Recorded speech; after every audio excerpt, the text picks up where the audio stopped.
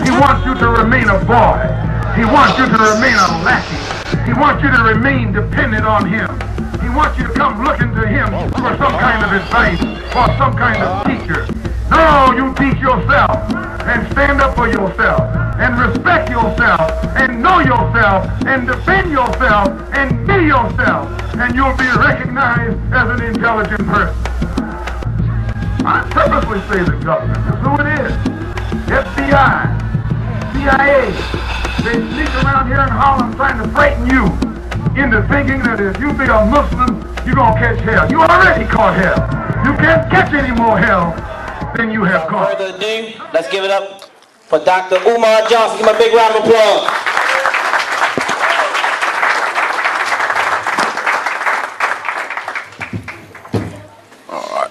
Good afternoon, everyone.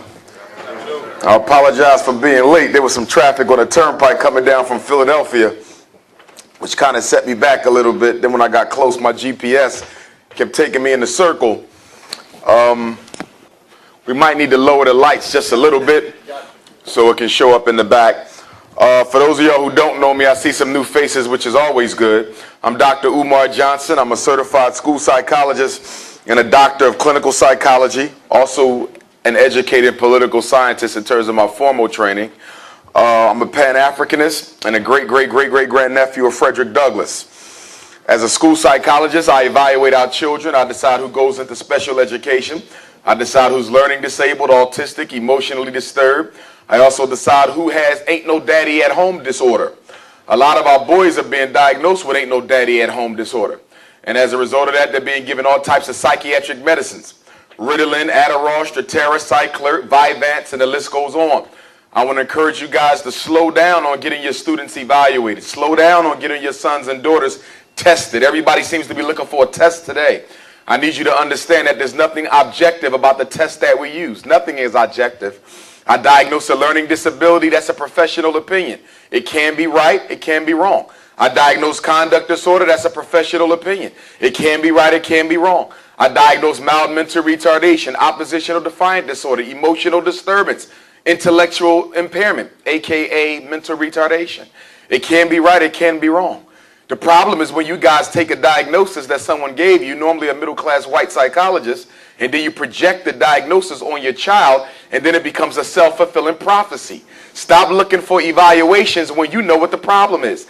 95% of the children I evaluate, the parents knew what the problem was before I sat down and tested them. The school knew what the problem was before I sat down and tested them. I had a young lady recently. She was 16 years old, 10th grade. Straight A's and B's all the way up until her sophomore year. This year she started failing out. D's and F's all on her report card. She was on third week, in danger of repeating. They said she needs to get tested for a learning disability. I said, wait a minute now. If this young lady went from kindergarten to 9th grade with no problems, and all of a sudden she started to fail out in the 10th grade, that's not a learning disability. Learning disabilities show up in the 5th and the 6th, not in the 10th. If you made it to 10th grade and you only got 2 years left, then chances are that's not a learning disability. So I interviewed the young lady, and what did I find out? Her grandmother, who she loved, had passed away recently. Nobody got her any grief counseling. Her grandmother raised her as if she was her mother. In fact, she was the primary caregiver. So the young lady was going through a grieving process, which is totally normal for children and adults. But because the mother and father didn't want to accept the fact that she was grieving her grandparents, her grandmother, and because the school could care less about whether she was grieving or not, she got sent to me to be evaluated for special education. She had no business being tested for special education. So you have to slow it down. Or the young boys who are hyperactive and inattentive and can't sit still, it's not because of ADHD. Sometimes it's not even because of the diet. I got African-American boys who are raised on a strictly vegan or vegetarian diet, and they're still being referred for ADHD testing. How do you explain that? Well, it's real simple. One young man, his father was locked up. He got locked up a year ago. Mother won't take him. She says she's not wasting no time to take her son up to see his daddy in jail. He should have never got locked up. So the son is being punished because the father is arrested. The son is being punished because the mother's too lazy to inconvenience herself to take him to see his father. And that brought on what appeared to be ADHD symptoms. There's all types of conditions that can mimic ADHD. So why are you so quick to reach for the pill? Why is everybody so hyper vigilant for the pill? It's because we don't want to do our jobs as parents anymore. I know we don't want to hear it, but it's the reality. Okay? Children need love, not drugs. And when a child is raised with discipline, you don't see ADHD. You don't get conduct disorder. Children who live in homes where parents have consistent discipline programs, there's no need for psychiatric medicine. This only comes up when somebody takes a break. And you have to understand as a parent, you can never take a break.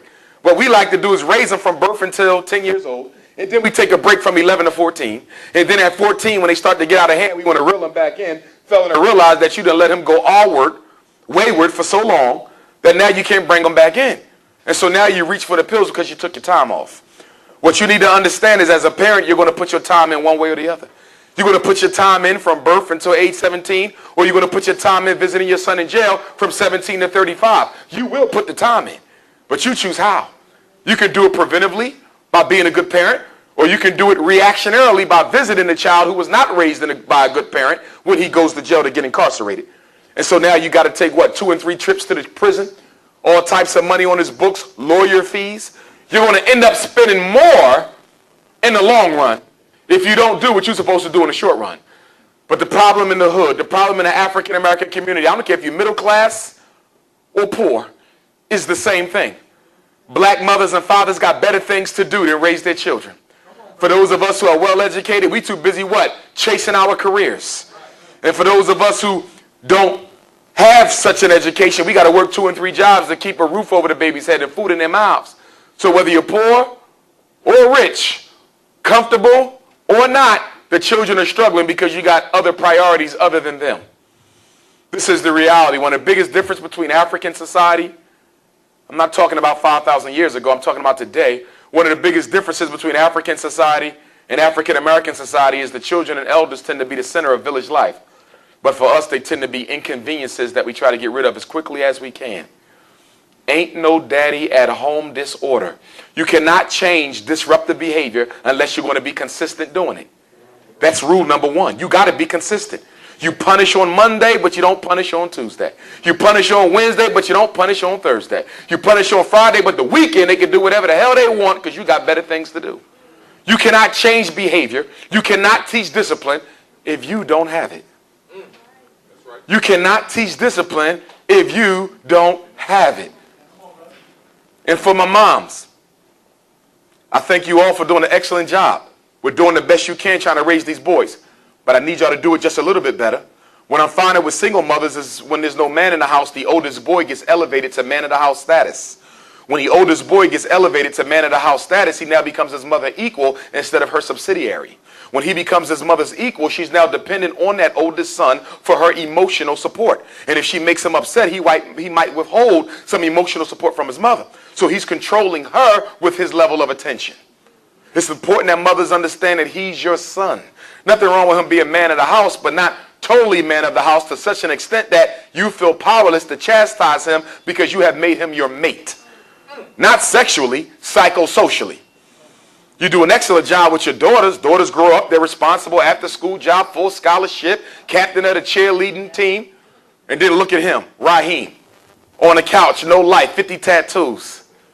Go to school when he feel like it.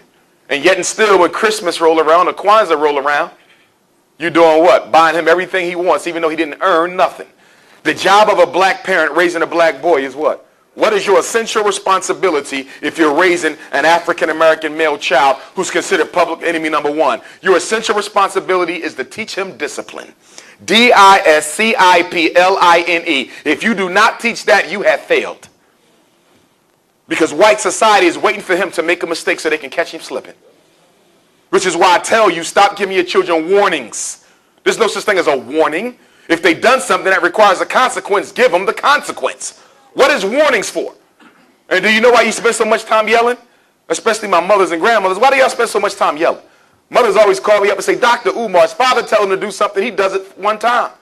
But I got to ask him 3 and 4 times. I got to beg and plead. Is it because I'm a woman and his father's a dad? Nope. It's because his father's consistent and you're not. The reason you have to yell is because you're too lazy to get up and do something about what he did. Let me say that again. The only reason why you yelling is because you're too lazy to give a consequence. That's the only reason why you yelling. The only reason why you're giving out warnings is because you're too lazy to give out a consequence. All that's laziness. Cut out the warnings. Cut out the threats. Cut out the screaming. Fathers tend not to yell. We say it one time. They don't do it. They know it's a consequence coming. Why? Because men understand that they have to hold the structure together. They have to set the boundaries. It's not in our DNA. We're socialized to be a little bit more consistent with the discipline than women. Now, by nature, sisters are nurturing. But unfortunately, because of the war on black men, many of y'all have to do what? Wear both sets of the parental pants. And you got to do a little bit better job than what you are doing. You raising your daughter and you loving your son. And you have to stop that. Love them both, but raise them both too. And don't make excuses for why he's not what he's supposed to be. Because this world could care less about children with excuses. And no one cares about another black boy who didn't have enough discipline to make it. Academic discipline, emotional discipline. When I go to the prisons to speak, everybody in jail is in there for what? A lack of discipline in some area. I don't know what it is, but once I talk to them, I'll find it out. Either emotional discipline, they couldn't control their emotions, they end up taking somebody's life. Sexual discipline, financial discipline, academic discipline, but everything you become and don't become is related to discipline, especially your children. And what is the definition of discipline in the first place? I'll give you mine.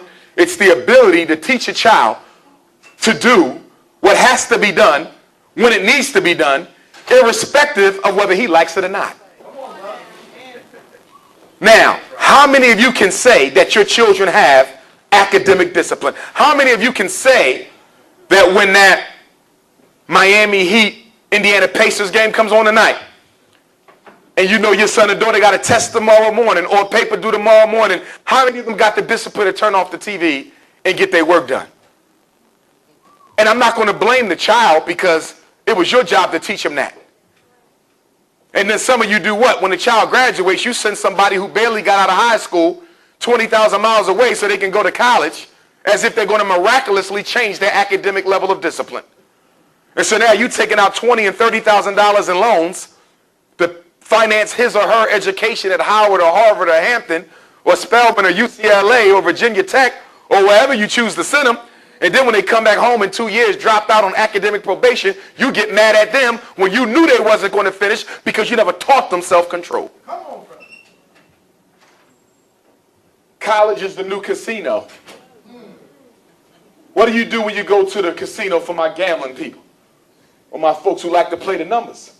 You put $1 down, hoping you get 100 back. You put 500 down, hoping you get 5,000. College is the new casino. It's the new gamble. You put $100,000 education down, hoping they reap about $1 million over their lifespan. But are they guaranteed to get it? Not at all.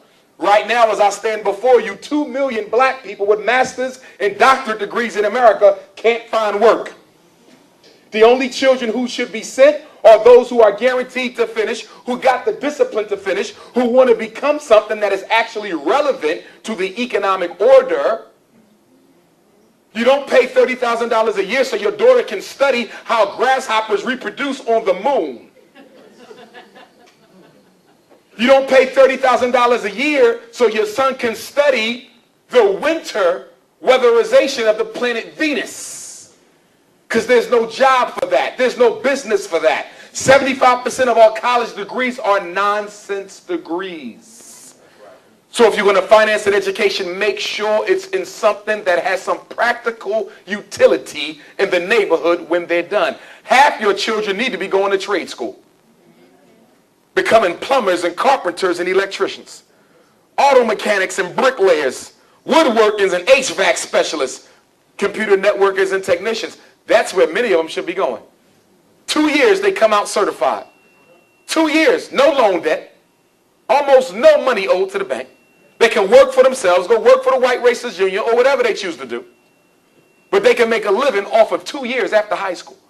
So why we got so many kids going to college? Why is every child I talk to in high school automatically going to college? Some of them ain't got no reason. Because you're trying to relive your life through your child. Or you're trying to keep up with the Joneses, and in order to look good, you got to say that my child goes to a university. Never mind the fact they're going to be drowning in debt when they get out. That's not important right now. You just want to look good. And looking good is one of black folks' biggest problems. What did Will Smith say about blacks who like to look good? And I'm not a fan of Will Smith, but he said what? He said black people love to spend money they don't have, to buy stuff they don't need, to impress people they don't even like.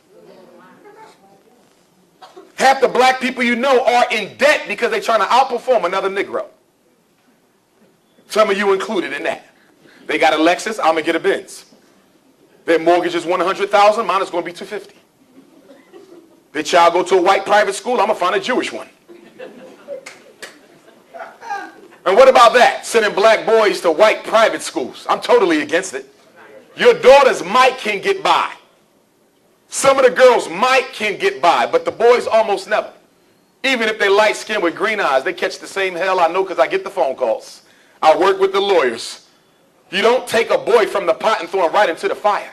You think he's going to get a better education because you move to a school district that has the highest SAT scores in the district or the highest per pupil expenditure in the state? That doesn't mean nothing for him because he's black. He could be in the same classroom with 25 other white kids and still get a different education. And if you're not careful, he's going to learn to hate himself while he's there. So by the time he gets to the 5th or 6th grade, he's totally turned off from learning altogether. Because you thought he had to learn with white folks in order to learn at all.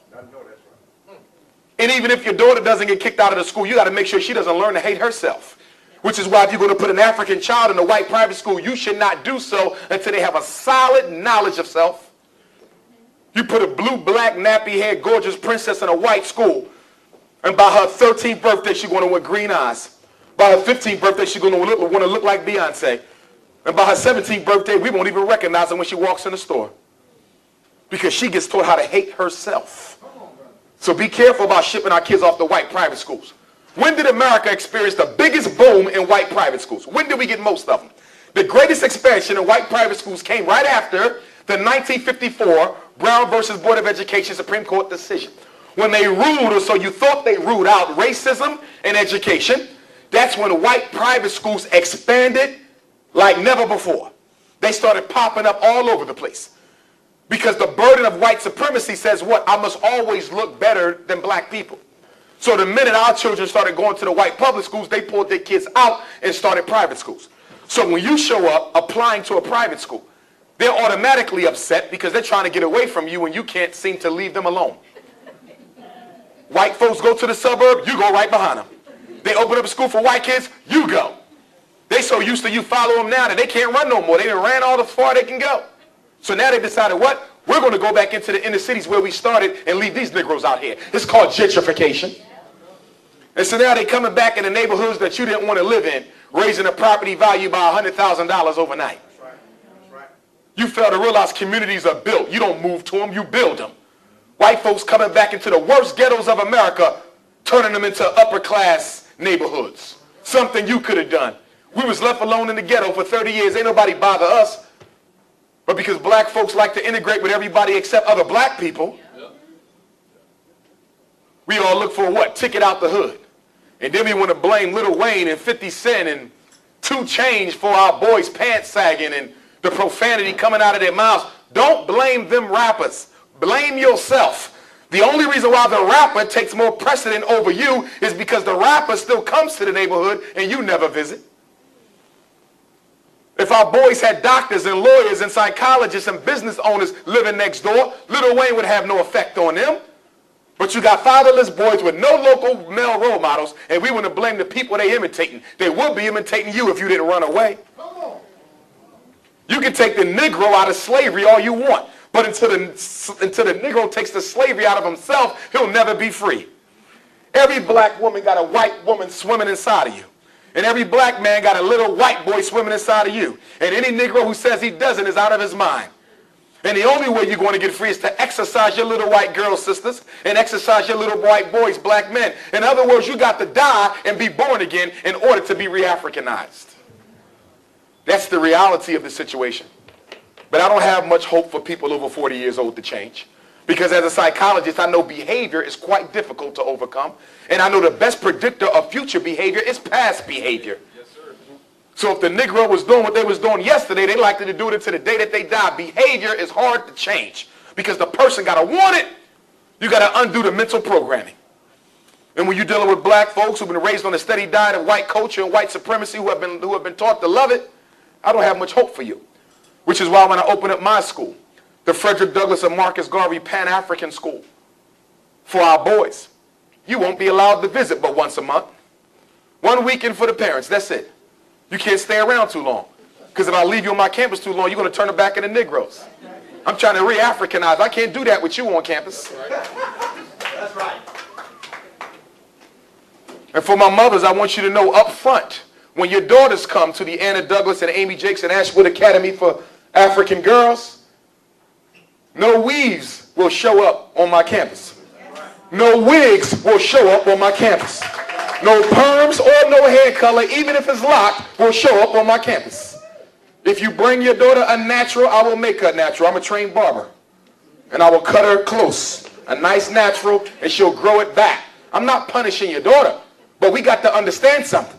The first responsibility of an educator is to teach the child to love themselves. Right. Before math, before science, before anything else, they must be taught to love themselves. And if they're not taught that, the education they get afterwards will benefit everybody but them. Take a look at Condoleezza Rice. Brilliant woman. But because she was never taught to love self, all that education goes to the benefit of white supremacy. Take President Obama. Brilliant man, but because he was never taught to love his Africanity, all of his intelligence is used to the benefit of white supremacy. And your children will be the same way until we understand that the first education is an education in self-love. And the beauty of the girls being natural on my campus is what? All the boys will only learn but to love a natural woman. Kindergarten through 12th grade, all they will see is natural hair. So when they graduate from high school, they will only want to date a sister with natural hair because their minds are going to be engineered to love their own. So we ain't got to deal with the biracial push. We ain't got to deal with the fact that black men marry outside their race more than the men of every other race put together. And then you got a nerve to tell me it's about love. Well, if it's about love, why you seem to be more in love than everybody else? And if that's the case, why can't we find one rich white woman married to a broke black man? If it's all about love, shouldn't it go the other way sometimes? This ain't about no love. White women are very strategic. And what black men need to understand is when you do get a white woman, you got to understand that you're only dealing with the white women that the other white men didn't want. You are a leftover expert. You're not first choice. No white woman goes around wanting to marry a black man as first choice. You're the second choice. And I heard my sisters are getting liberated. Y'all want to go outside the race too, huh? That's the word on the street. Well, I got news for y'all. White men are not in a rush to marry black women. But they will lead you to think that they will just so they can get some of your African cookies and then throw you back. I've heard horror stories about sisters who thought white men was in love with them only to get thrown back into the group after a certain amount of time. He calls you a black bee one day during an argument. He tells you you're nothing like the women of my race during an argument. You better stop getting liberated and get educated. We got to learn to love ourselves. I don't hate white women, but I understand that women live longer than men do. So if I marry a white woman, she's likely to be on this earth longer than I am. And when I die, is she going to give any of my money to the black community? When I die, is she going to give money to a black college? When I die, is she going to put any of our children through college? Michael Jordan just married a white woman who's about 20 years younger than him. So when he dies, and I'm not wishing it, when he passes on, is that white woman going to come help the hood with that money? No, sir. Of course not. Marriage is about business. That's right. And that's why white women only marry black men who got something going for themselves because they know it's about economics. And they know in the natural order of things, he's going to leave the earth before she does. And the sadness of interracial marriage is black men give their money to white women who already belong to a people who got it all, taken from those who need it. It's an act of treachery and it's sabotage. I don't hate white women. I respect them. I respect white men. But I am unapologetically African. I'm loyal to my people first. Right. And some of you folks are getting confused. Obama and Al Sharpton, the Negro with the perm, running around telling you that you got to be for everybody else's struggle because they was for yours. Oh, really? Right. Where was the Mexicans at when we was getting dog sick on us? That's right. Where was the homosexuals at when we was going to jail 300 times in a week? Right. Don't talk to me about no integrated struggle. First of all, you should never let nobody confuse their behavior with your identity. You came out of your mother an African, you can't change that. But they somehow remixed and got you thinking that wanting to have sex with somebody of the same gender is equivalent to your racial state of existence. Who played that game with you? And do you know why the homosexual thing is so popular in the first place? Well, let me tell you, it has nothing to do with sex. It ain't got nothing to do with lust. It ain't got nothing to do with culture. It ain't got nothing to do with marriage rights. The reason they want black boys to sleep with black boys and black girls to sleep with black girls is because two people with the same reproductive organ cannot reproduce. That's right. This is about African racial extermination. Will you please wake up and stop getting into these arguments over whether they was born this way or not?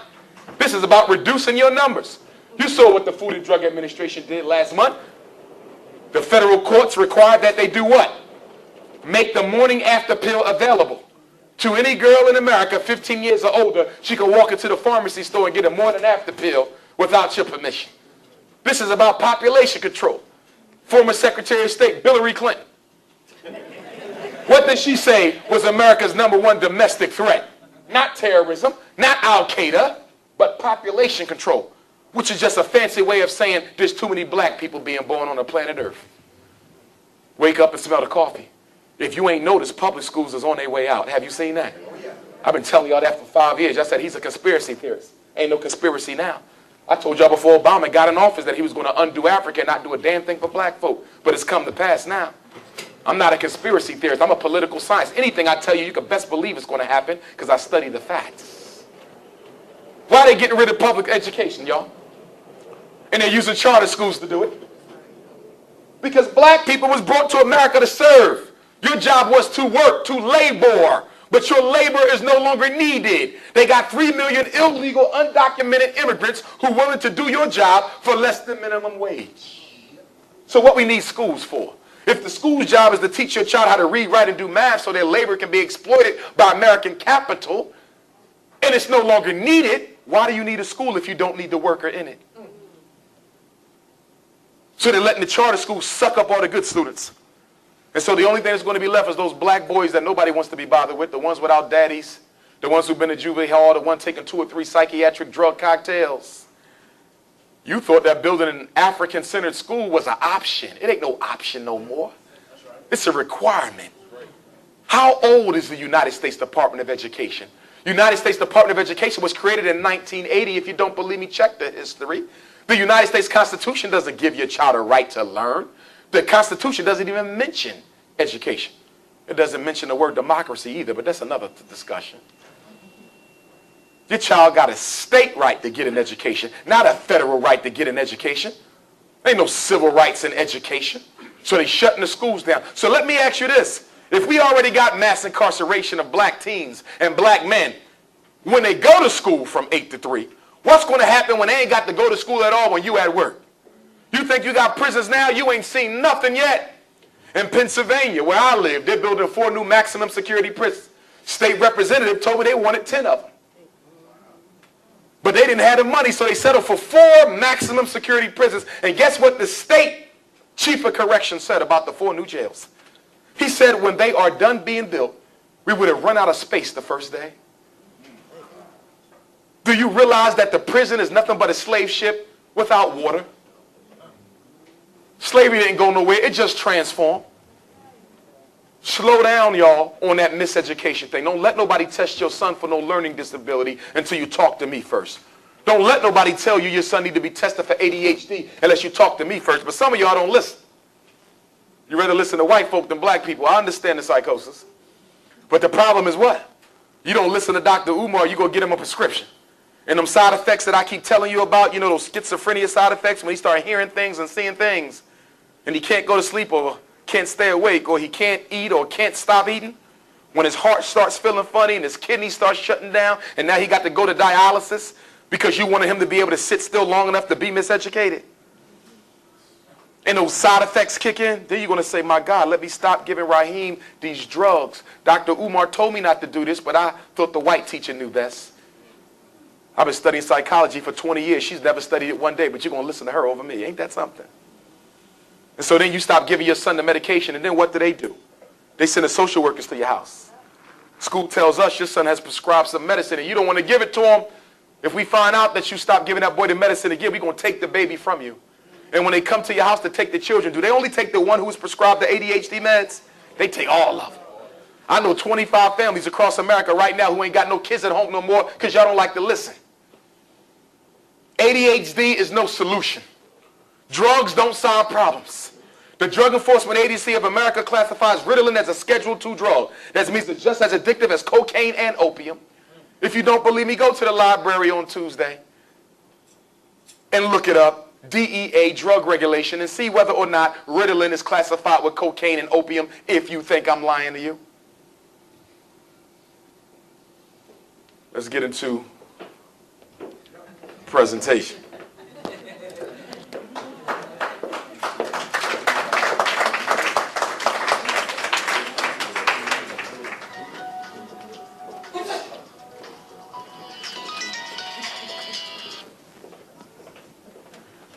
And before y'all leave here tonight, when we're done, we're going to go out and get my books. If you're raising a black child, you need one. I'm not pushing my book. I'm pushing the information in it to save our children. Because y'all got a big belief in white folks. You think public schools is on your side. You need to understand that the public school is an extension of the prison system, and teachers are the new police officers. And anything you tell a classroom teacher can and will be used against your child. You need that book, because in my book, I'm going to tell you how to deal with disruptive behavior without no drugs. That's the second to the last chapter.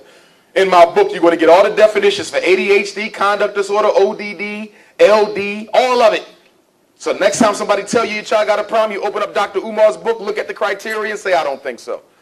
In my book, I got a frequently asked questions section that teaches you how to deal with specific issues that come up in school. What should I do if I don't want my child tested and the school keep on pressuring me? It's real simple. You write a letter and tell them to leave you the hell alone. Your son ain't going to special ed. Next. The power is yours until you give it away to the school. But once you let them put your kid in special ed, they can almost force you to keep them in special ed. So the goal is to never even go down that road. If a black boy can't read by the time he finished the 5th grade, there's an 85% chance he'll be in jail by his 25th birthday. And putting a black boy in special ed because he can't read ain't going to teach him how to read. In fact, as the years go on, the skills gap between him and other kids is going to get wider and wider and wider. And then you're going to come to me in 12th grade and say, Dr. Umar, I just found out my special ed son is not going to get a regular diploma. He's going to get a certificate of completion. And I'm going to say, I told you to keep him out of special ed. But what we're going to do is give the diploma back to the principal, because special ed goes from age 3 to 21. So if your son is about to graduate at 17, 18, and 19 and he can't read, give the diploma back. He will not walk in graduation. The school is required to give him a free and appropriate public education. It's called FAPE, F-A-P-E. And so if he ain't ready to leave high school, don't let him leave yet. Make them teach your son. They're required to do it until he's age 21 or graduates, whichever happens first. Does your son automatically need to go on special ed if he's ADHD? That don't exist anyway, but since you think it do, let's deal with it. Does your son automatically need to go on special ed because he's ADHD? No. A child only goes to special ed for ADHD if the ADHD is affecting his ability to learn. If your son is learning fine and he got diagnosed with ADHD, you don't let them test him for special education. If he got behavior problems, he gets a behavior plan, but he does not get an IEP, inferior education plan, unless the ADHD is affecting his ability to learn. I want to talk about this first. White supremacy's new clothing, the myth of post-racial America, because a lot of us think that black people are doing better. You think we're doing better since slavery. You think we're doing better since Obama. So I want to show you some statistics from white people to show you that you ain't doing no better. When black folks got out of slavery, and when did we get out of slavery? December of 1865, not 1863. Emancipation Proclamation freed absolutely nobody. It freed slaves who were in states that were in armed rebellion, which means he freed people he had no authority to free. Slavery ended with the passage of the 13th Amendment in 1865. But needless to say, there was Africans here who were never slaves too. You must keep that in mind.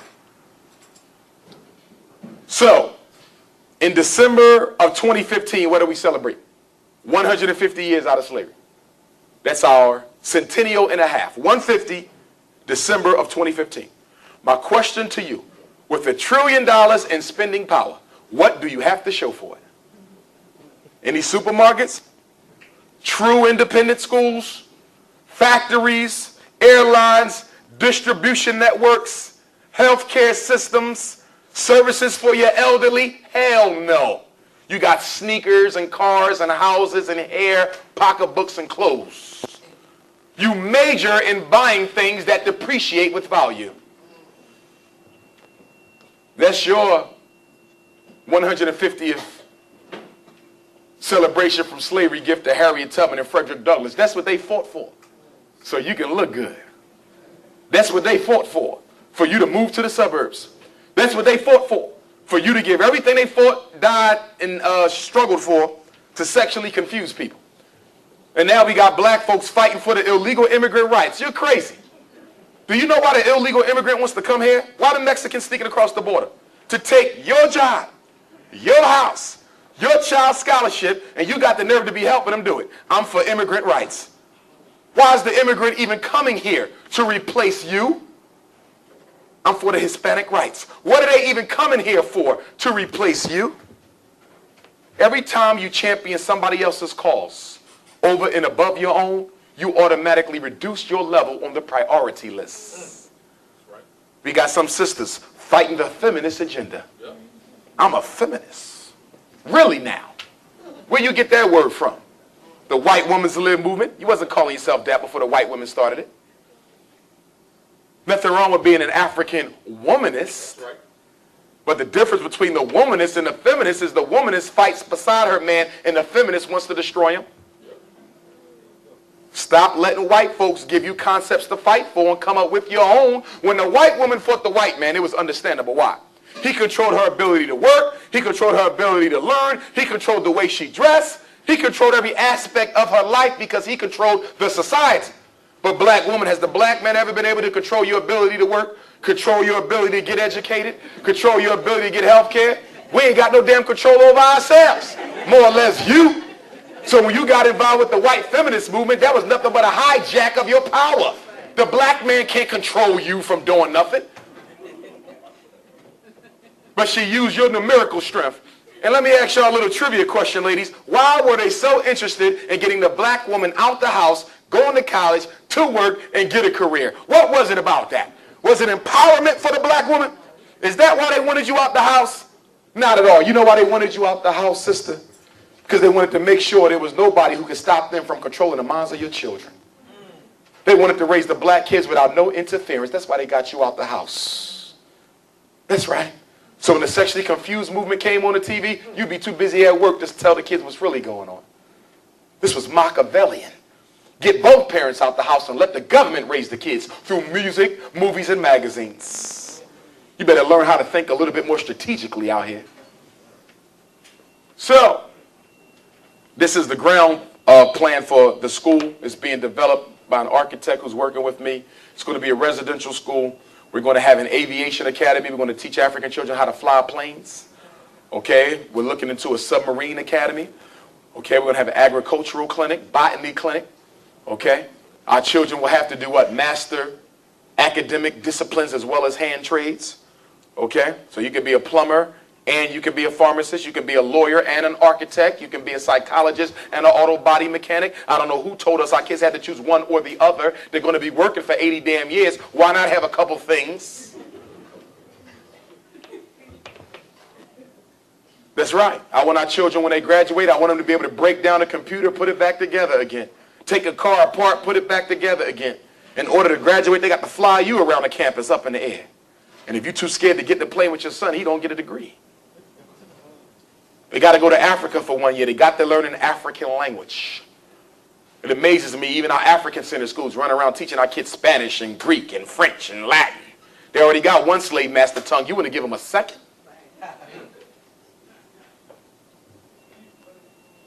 Half the Afrocentric schools ain't nothing but Eurocentric schools with a dashiki and a drum any damn way. And I can say that because I test the kids and the test scores ain't too much better. So no, I'm not happy with most of them. There's a couple exceptions. Still got George Washington. You still got Abraham Lincoln. You still got the same curriculum. You just got a drum and a dashiki and some Egyptian musk on it. That don't change nothing. Who y'all fooling? Not me. See, they can play that game with y'all, but I test the kids, so I know who's learning and not. It's easy to make a school look like they learning. Our kids is doing good. Charter schools love to tell you that, don't they? Look where we started out. Our kids were below basic. 5 years later, all of our kids are above basic. They're exceptional and beyond. Show me a picture of the students who was there in the first year. Show me a picture. I want to see a picture. Now show me a picture of the kids who this year. Well, I'm noticing only 10% of the kids who started with you are here now. You know what you did, charter school? All you did was kick out the low achieving schools and send them back to the public school and took kids off your list who you knew had the grades and test scores. You didn't raise a damn thing. All you did was engineer your population. Keep following for them CNN articles if you want about them Negro schools that excel so greatly. See, I know the truth. You got to wake up and smell the coffee. Income. Black versus white.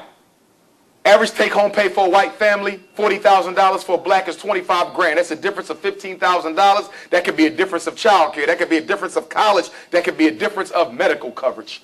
Female-headed black homes only bring home $17,900 to $25,600 for the white female. Single black men take home pay $17,000 a year. White men $25,000. Single black women take home pay $13,700 compared to $15,800 for the white woman. Married black couples bringing home $45,000, $52,000 for the white. Poverty, individual poverty. Only 8% of white people live in poverty. Why is this important? Because y'all love to tell me about how white folks is in the same boat as you. Y'all love to do that. I was at a lecture last night. Sister said, Brother Umar, I heard the whole black thing, but you ain't say nothing about white people. Because I'm not worried about them. They got people to speak for their issues. I'm unapologetically African. No pastor, no imam, none of you going to convince me to put nobody else on the same level as my own people. And the interesting thing about Negroes is you fighting for folks who don't even need your help. I ain't got time to be saving nobody else's children. What the hell our boys is catching. That's right. That's right. But on Sunday and Friday and Saturday, you go to the religious service and they tell you that you got to love all God's children equally. That's what got Africa in the condition she in now. And you still ain't learned from that mistake. That's right.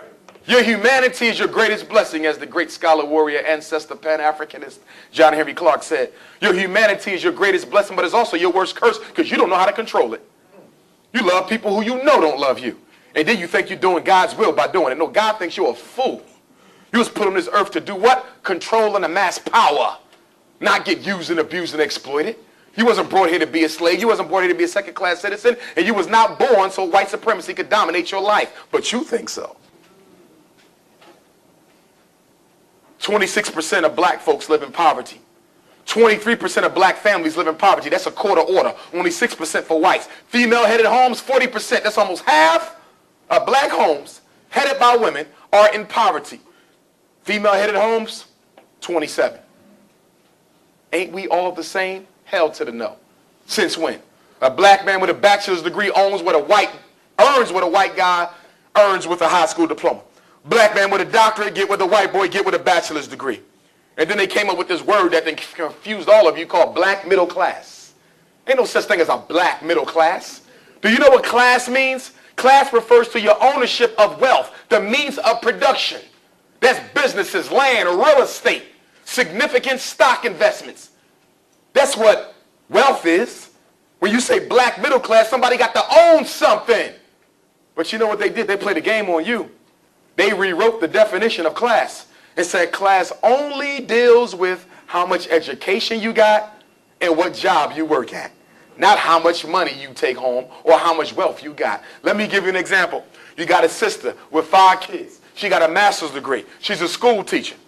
She's classified as middle class. Why? Because she got a master's degree and she's a school teacher. She's classified as middle class because it doesn't include her income. But then when you look at her take-home pay after they kill her taxes and look at how she got to spread that money across for all of her children, guess what? She's living in poverty or just above it. But because they rewrote the definition, any black person with a master's degree think they middle class even though that they starting off negative $75,000 in debt. What is the definition of power? It's the ability to define reality and make the victims accept it. You buy into this middle class definition. You buy into this freedom definition. You ain't free. Free to do what? Get your hair done? Free to do what? Marry white women? You ain't free to do the right thing. Black people have freedom. F-R-E-E-D-U-M-B. That's what you are. Freedom. That's right. You ain't free. That's right. Yeah, I'm going to crush your ego because you shouldn't even have one. It's a European concept. Poverty. 60% of black children live in poverty. That's more than half. 60% of all black children in America live in poverty. Right now. only 30% for white.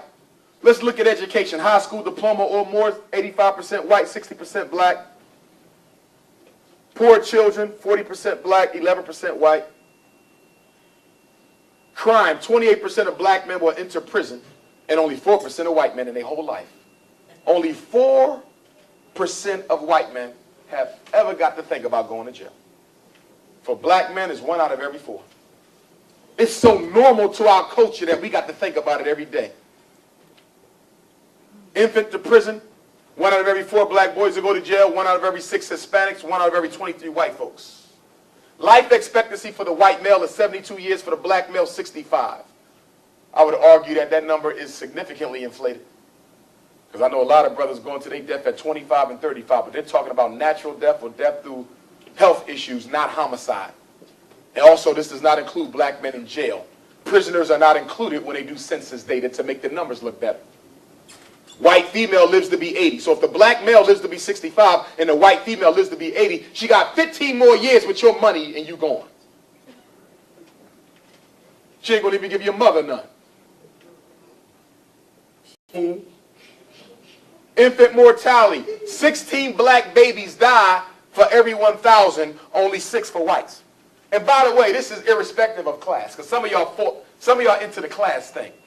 It ain't racism, Dr. Umar. It's class. It's about poverty and education and opportunity. Oh, really? How about even when you control for class, the infant mortality rate doesn't drop? How about even when you control for class, the incarceration rate doesn't drop? You got these black socialists running around telling you that your problem ain't capitalism, it ain't racism, it's capitalism. And why do the black socialists love to tell you to stop worrying about racism and start worrying about capitalism? It's because half of them in love with white women. That's right. And that's my problem with you black socialists. Y'all want to date white women. Every time I go to your meetings, you got white women in there. Oh, that's just a solidarity group.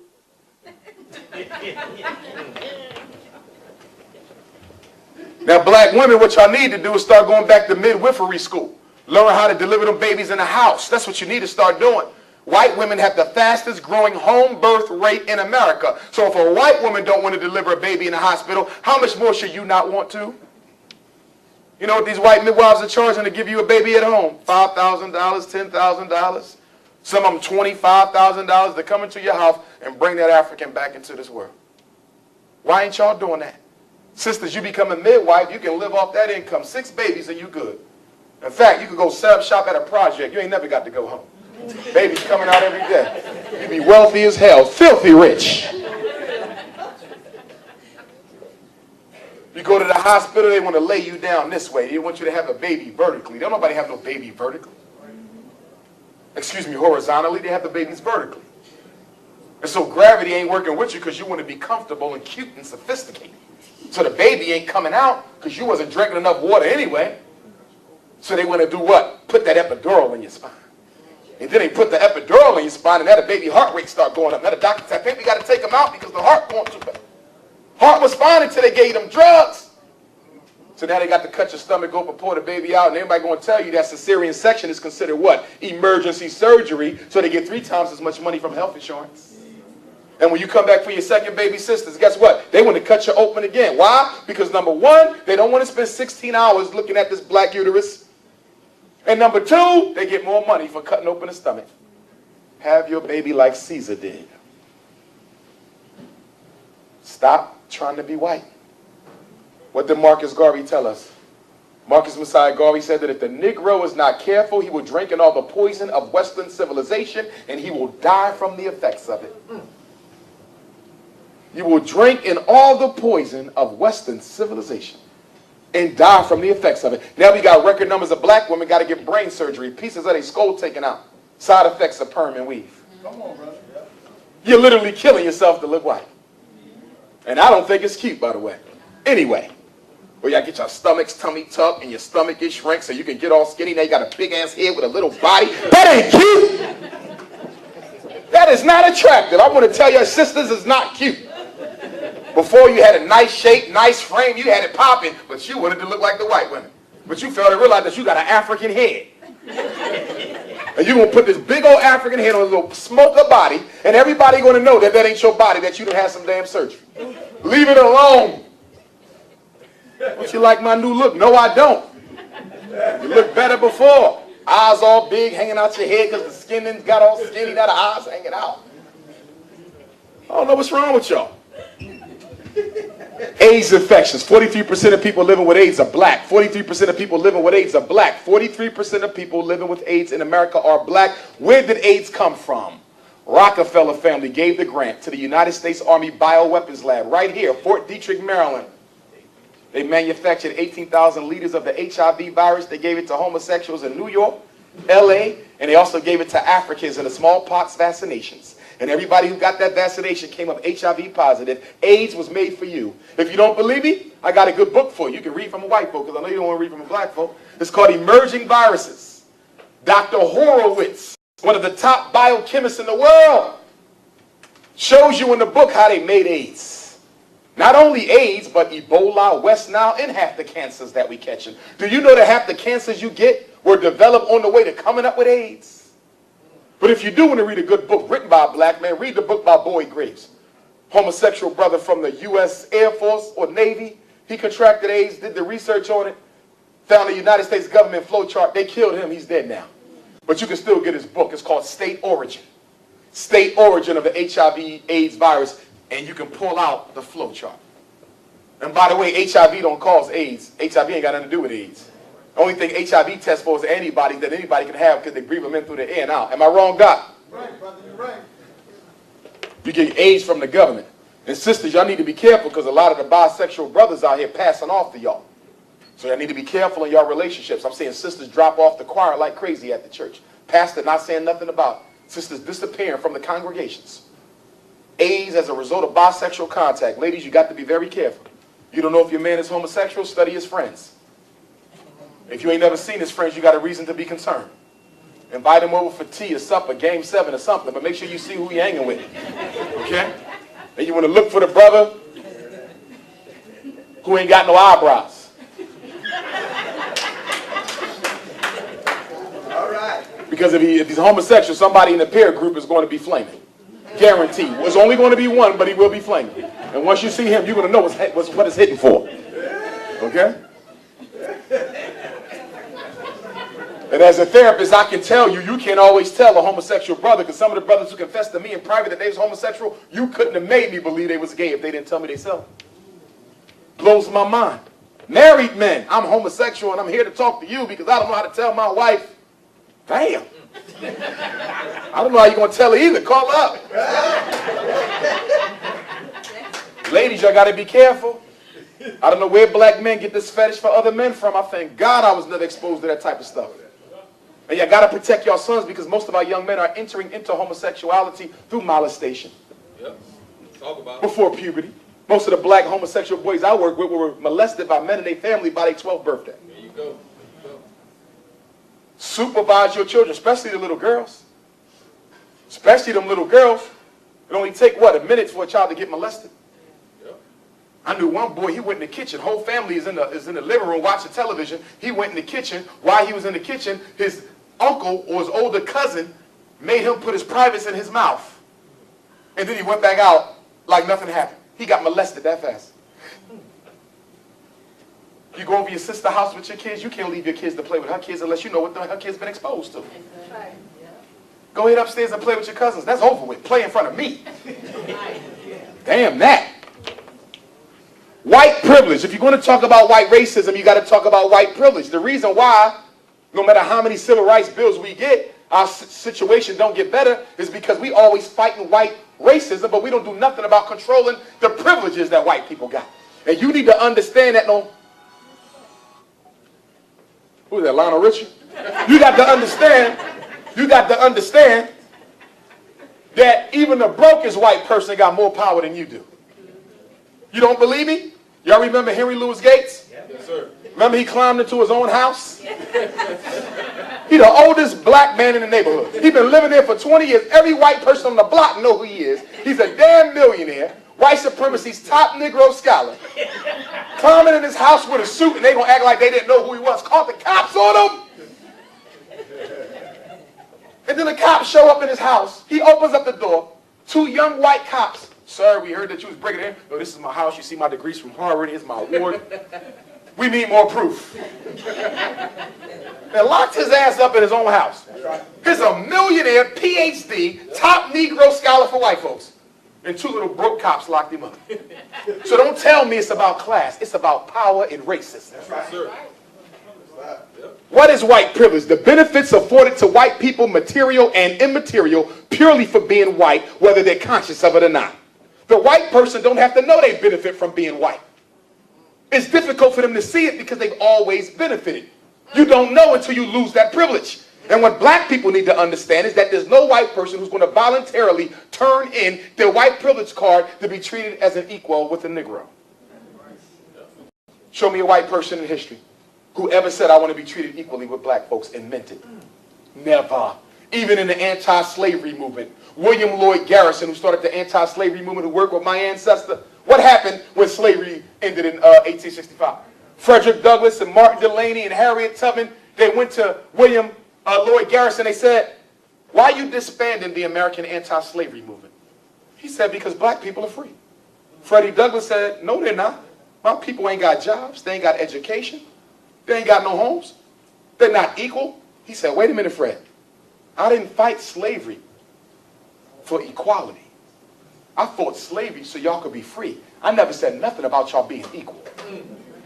See? That's right, black people. Y'all think freedom and equality is the same thing. I could fight for the freedom of dogs and cats and snakes because I don't think you should have them in your house. That don't mean I think they my equal.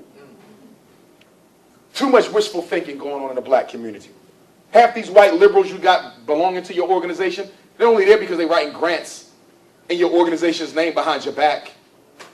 Where they're trying to get some political clout in the black community so when they run for office, they get some votes.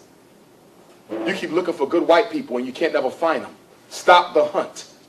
Ain't no white folk looking for good black people. You're all in the same boat as far as they're concerned.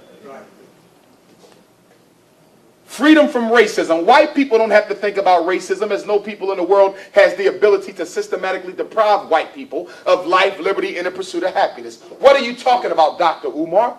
I'll explain it to you real simply. If you get pissed off at a white person, it don't matter. You can't affect their job. You can't affect their mortgage. You can't mess with their children's education. You getting mad at your boss, your next door neighbor means nothing. But let your next door neighbor get mad at you. Their cousin is your supervisor. Their nephew is your son's principal at school. White folks have connections through the structure and the establishment of the American social order, and they can thereby affect the quality of your life or your children's life. You can't do the same thing. You got to understand what white power is, and most of us do not. Invisibility. White people don't acknowledge black people and don't have to. Black people are invisible until white people need you. LeBron James wouldn't even be known if they didn't need him. But they found a way to make millions off of him so they know who he is. Tiger Woods, Kobe Bryant, Michael Jackson, you name them, Oprah.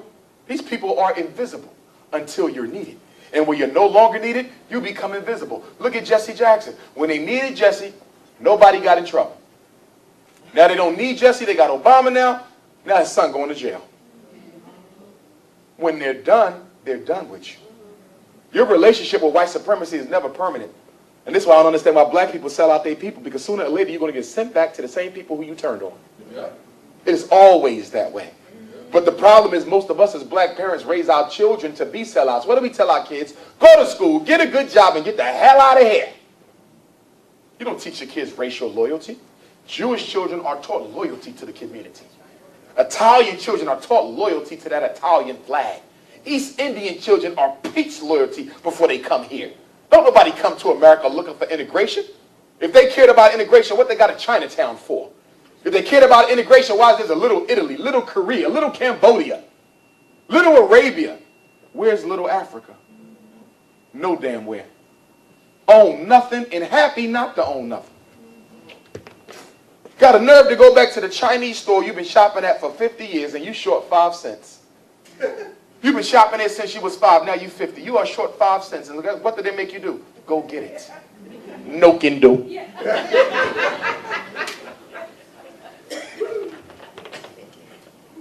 And you said white supremacy going to fall, white supremacy going to fall, white supremacy going to fall, white supremacy is going to fall, but what's going to be replaced with? Chinese supremacy? You think that's going to be even better? Arab supremacy? You think that's going to be even better? You praying and wishing white supremacy away, but you fail to recognize what's coming right after it. Why ain't you trying to put yourself in a position so you could do something about it? What did Marcus Garvey say? He said that Negroes' intelligence has been dumbed down so much that we cease to think about the things that really matter. Worst day of the year is Sunday during the fall and winter. 2 million black men sit in front of their TV from 8 in the morning to midnight watching football games. What if we could get black men to come to a meeting every Sunday of the fall and winter from 8 in the morning to midnight? You sisters, 4 million black women every week sit down together at their TV to watch Scandal. Sit down together at their TV to watch basketball. While look at all those hours of time you wasting as if you got the luxury of taking your time. You got to change your thinking before we can have an economic revolution, before we can have a cultural revolution, before we can have an academic revolution, before we can fix the black family. We got to have a psychological revolution. You got to change the way you think, act, and feel. Until you do that, nothing happens. Invisibility. Racial terrorism. Black people walk around daily with a subconscious awareness that their lives can be altered any minute by white people. White power domination. All whites have the privilege of knowing they exercise a degree of control over the lives of black people, whether they be rich or poor. Denial of racism. Denial of racism keeps it alive because it's difficult to prove racist intent. As racist motives are largely invisible, the monster continues to live. This is why black people don't like to sue for racism. What happens when you sue your boss in court? You know what you got to prove? You got to prove that they did it because you were black. How do you prove what the hell they was thinking? You know they did it because you was black. But the judge said you got to prove. How the hell do you prove a mental event? You can't see them. But this is how white supremacy gets off the hook. I was a part of a class action lawsuit, Kobe Bryant School District, Lower Merion. The lawsuit was to prove that Lower Merion High School, and I was the expert psychologist in the case, disproportionately placed black kids in special ed because they were black. We won some of the case, but lost some of the case. We lost the part because we couldn't prove racist intent. The white lawyers had to show that they put the black kids in special ed because they were black. You can't prove that. We knew it, but we couldn't prove it. And that's how white supremacy perpetuates itself. Then they get mad at Kobe. He don't do nothing for the school. I wouldn't do nothing for y'all racists either. Free expression. White people don't have to hide their racism as a condition of white privilege. You got to hide yours. How many of y'all heard of white teachers who call little black kids the N-word in class? Still got their job. White folks ain't got to hide their racism. How many state senators and U.S. congressmen then said racial remarks and was heard over tape and ain't nobody lose their job? Now, once in a while, somebody gets forced to resign, but most of the time, nobody got to go nowhere. But let them catch you saying something about a European, and you'll be out of a job. Becoming white. I don't know if y'all know this, and I want my young people to know this. Not all white folks were white at the same time. At one point in time, you cannot be considered white unless you were Anglo-Saxon blue blood. It wasn't until 1940 census that they started including Jews, Italians, Greeks, Irish, and other Southern Europeans as white people. And they got a nerve to want to look down upon us when you just got your probationary status about 40 years ago. You Irish people, you was here because of the potato famine. Y'all was starving like hell over there in Ireland. You damn Italians and you Jews, y'all was the biggest drug dealers in the hood, and now you want to look down on somebody hanging on the corner. That's right, y'all do know that before us, all the drugs were sold by white people. Meyer Lansky and Dutch Schultz and Lucky Luciano and Al Capone, these wasn't black people. They dealt the drugs. They did the black on black crime. They did the booze, but nobody said they did it because of their DNA was defective. But soon when black folks start selling drugs, oh, we think there's a gene that predisposes black men to be violent. Look at the games they play on you. And then they gave the Italians the fire department, and gave the Irish the police department, and gave the Jews all the downtown jobs in city government to help make them be white. And sent you to do the illegal work that they used to do. And then built prisons for you, but didn't build none for them. Come on, y'all. You got to know your history and stop letting people make you think that you created your own problems. Your number one enemy is white supremacy. Now, you're the number one accomplice because you don't do nothing about it. And many black people in their daily work help out white supremacy any way that they can. In fact, every black person loves to be a pro bono attorney for white people. You love to defend white people without nobody asking you for it. You ever see black people do that? Yes, well, sir. wait a minute, not all white people. Yep. Yep. Not my boss. Yep. Your boss don't even like your ass. Yep. But you out here arguing with black people about a white folk. You'll never find a white person. Argue with white folks about black people because you are in love with your master. Love them to death. Black person to kill you, you talk about the wrong white person on the wrong day. And don't talk about that picture of white Christ. I'm going to talk about it. Not your religion. I have nothing wrong with Christianity. Marcus was a Christian. It's all about how you use it. But that pale thing on your wall at home right now, and I know some of y'all got it because we in the South. That was painted by Leonardo da Vinci in 1482, and they got a damn thing to do with Jesus.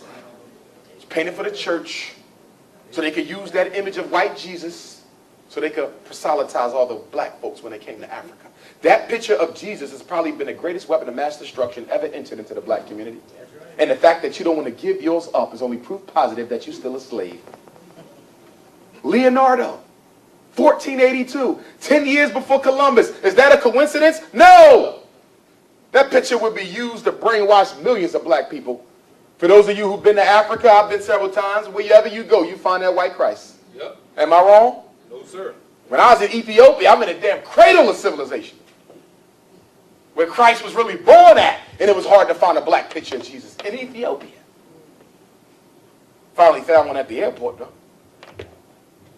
And who did Leonardo use for the 12 disciples? Anybody know their Bible history? Family member. Criminal family members. Oh, yeah. So you ain't got no Jesus hanging up on your wall. You got a devil and 13 pedophiles. Some of y'all got the small one. Some of y'all got the big one. Some of y'all got the high def. Some of y'all got it on your Bible. Some of you got it on your pocketbook. Some of y'all got a dashiki with that.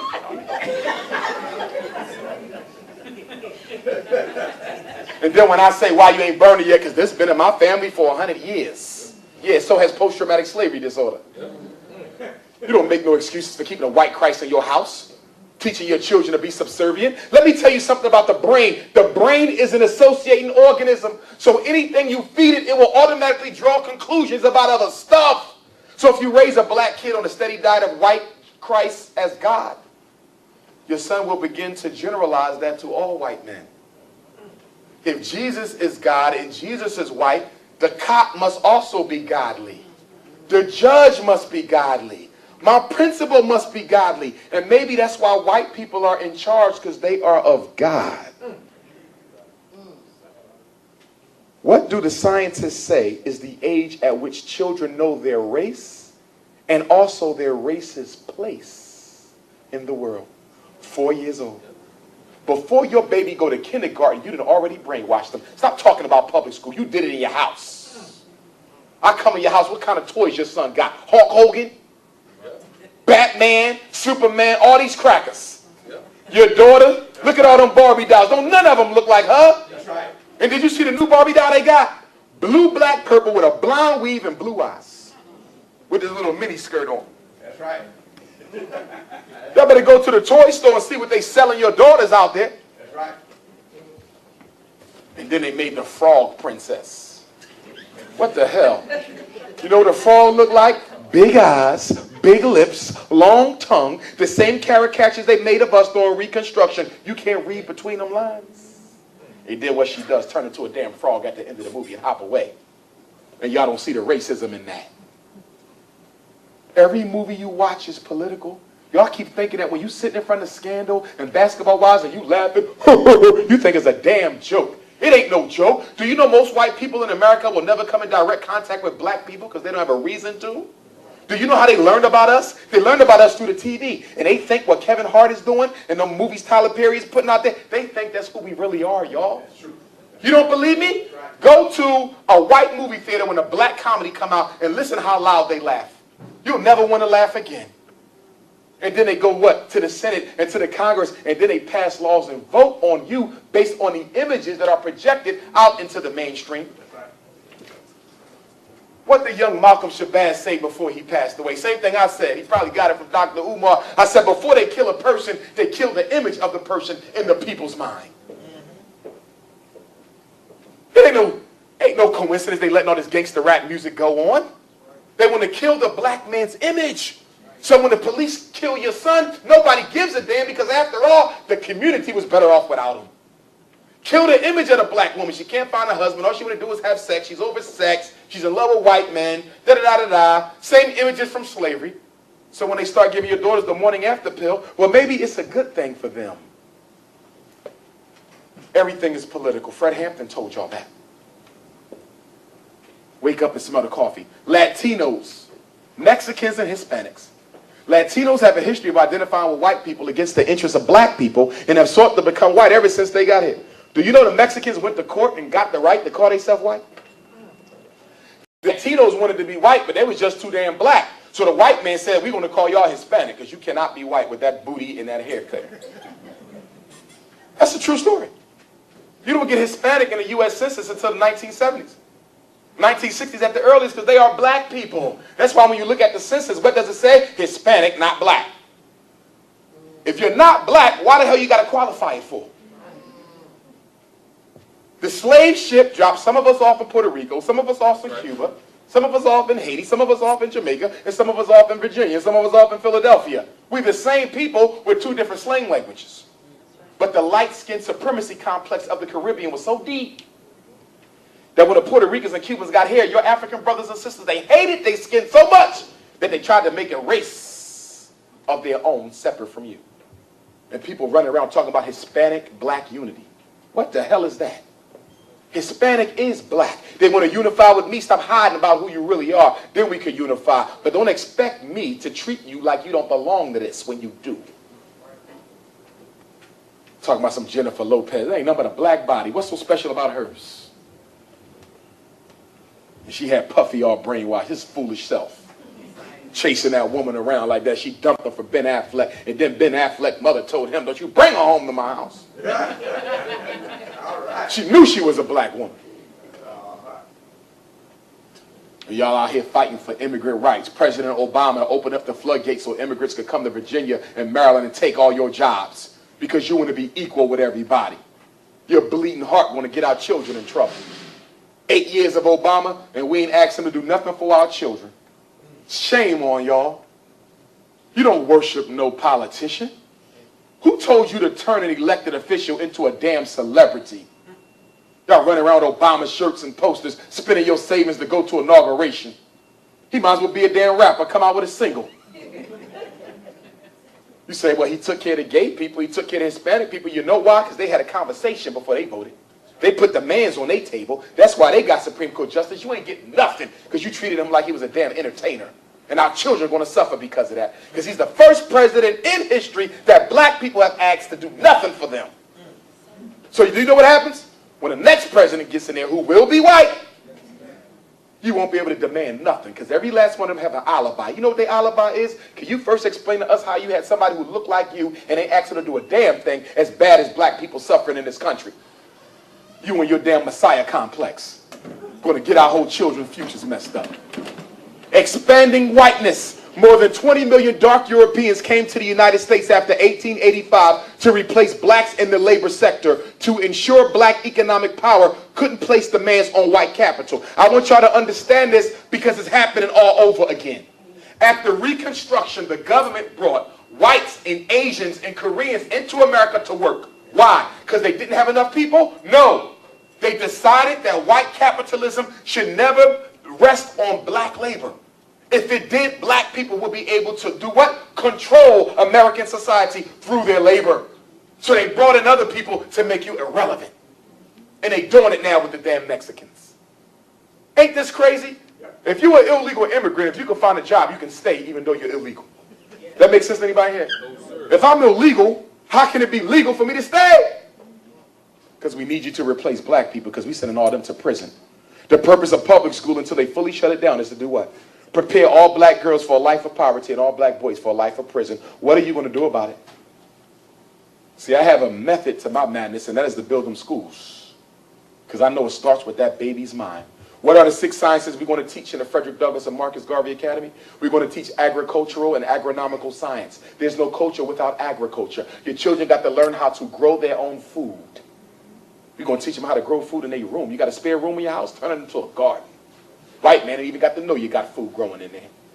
We're going to teach them financial and economic science because black people are money illiterate. We don't know about wealth and how to accumulate it. We don't know about interest rates and what they mean. We don't know about stocks, bonds, treasury notes, or the resources under the ground in Africa that makes the world go round. Your child will be a master of money. They'll be able to help you control your damn spending habits. That's what we're talking about. I don't want them to go open up a McDonald's. I want them to build a chain of restaurants that's totally holistic food that will put McDonald's out of business.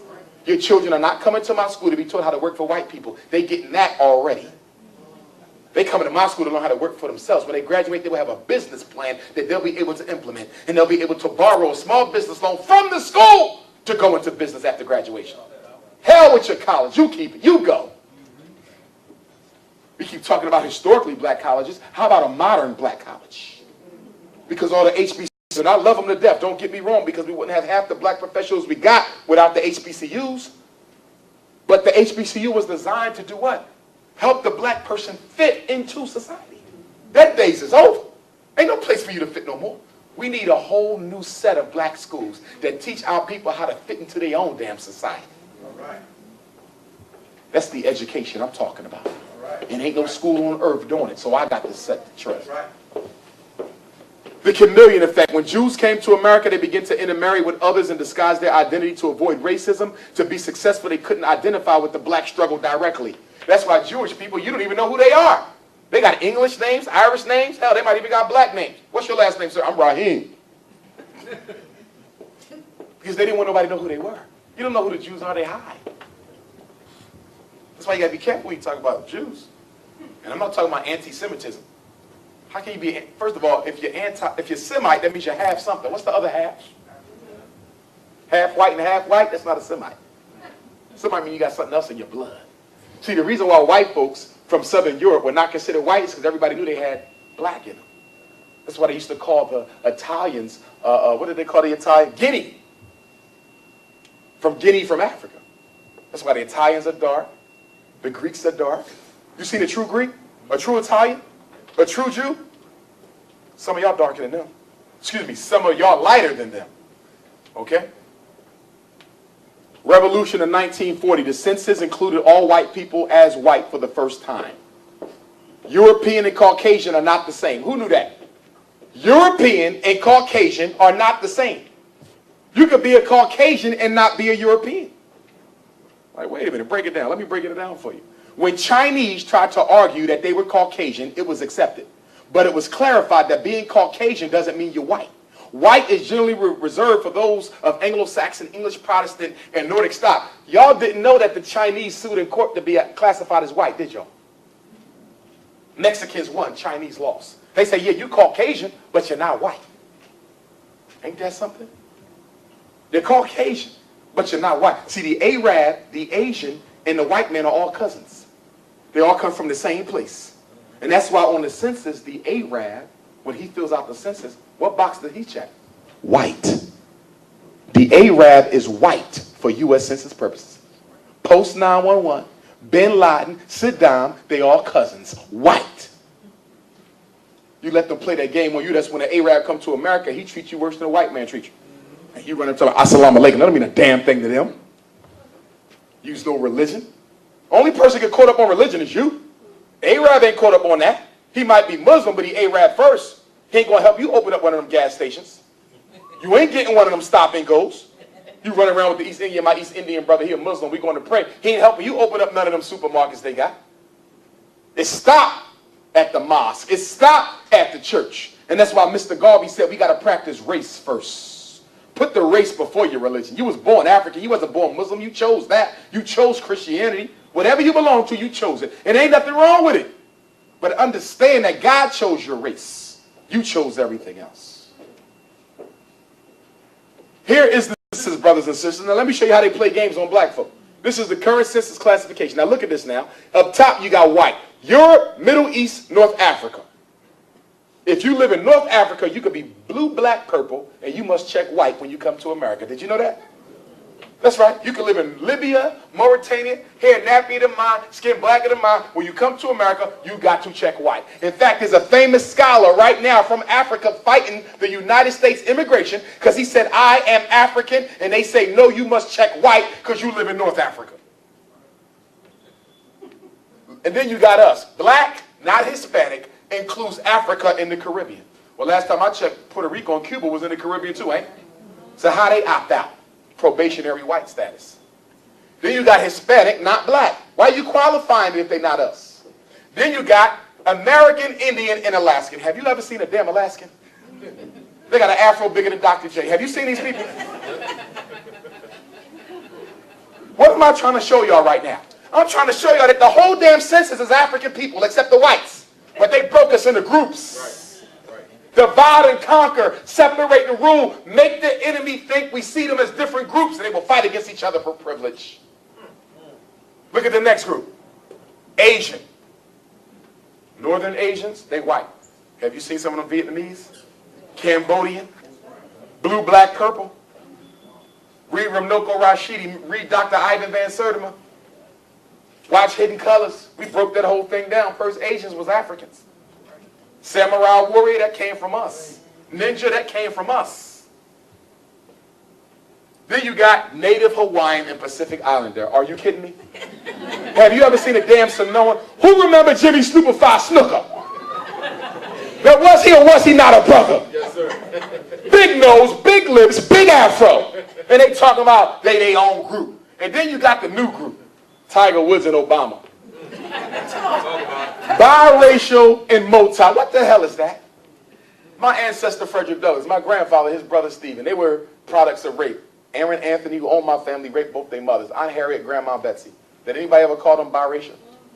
Look at all the great black leaders who was of mixed stock during slavery and Reconstruction. Did anybody call them biracial? It was called black or the N-word like the rest of us. But then all of a sudden we hit 2010. Now you got a new label. If you don't want to be black and you got a white ancestor, you ain't got to say you black no more. You can say you biracial and multiracial. What is the significance of doing that? The significance is it shows the government that you don't identify with your race. That's the significance. Everything you see on here is black except the top one. But it's all for what? People who don't want to be black. I don't want to be black. I want to be biracial. I don't want to be black. I'm a Pacific Islander. I don't want to be black. I'm a Southeast Asian. I don't want to be black. I'm Alaskan. I don't want to be black. I'm Hispanic. I got to read through the lines, brothers and sisters. But guess what's going to happen when black people fix our situation? Because we are going to fix it. I didn't come here to preach no doom and gloom. We're going to get up out of this. Right. It's already been written in the stars, but you got to work the plan. God ain't going to do the work for you. You got to do it. My biggest problem with Western religion is that it teaches you that God works for you. African religion, God works through you. The stars have already lined up. The ancestors are already in place. The only thing they're waiting for is for you to get off your ass and get to work.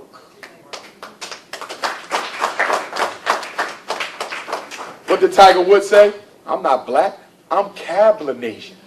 He made a damn race. I'm Caucasian, black, Indian, and Asian. No, Negro, you crazy. And when you cheated on that white woman, they showed you was crazy. Did y'all see the cover of Cosmopolitan magazine?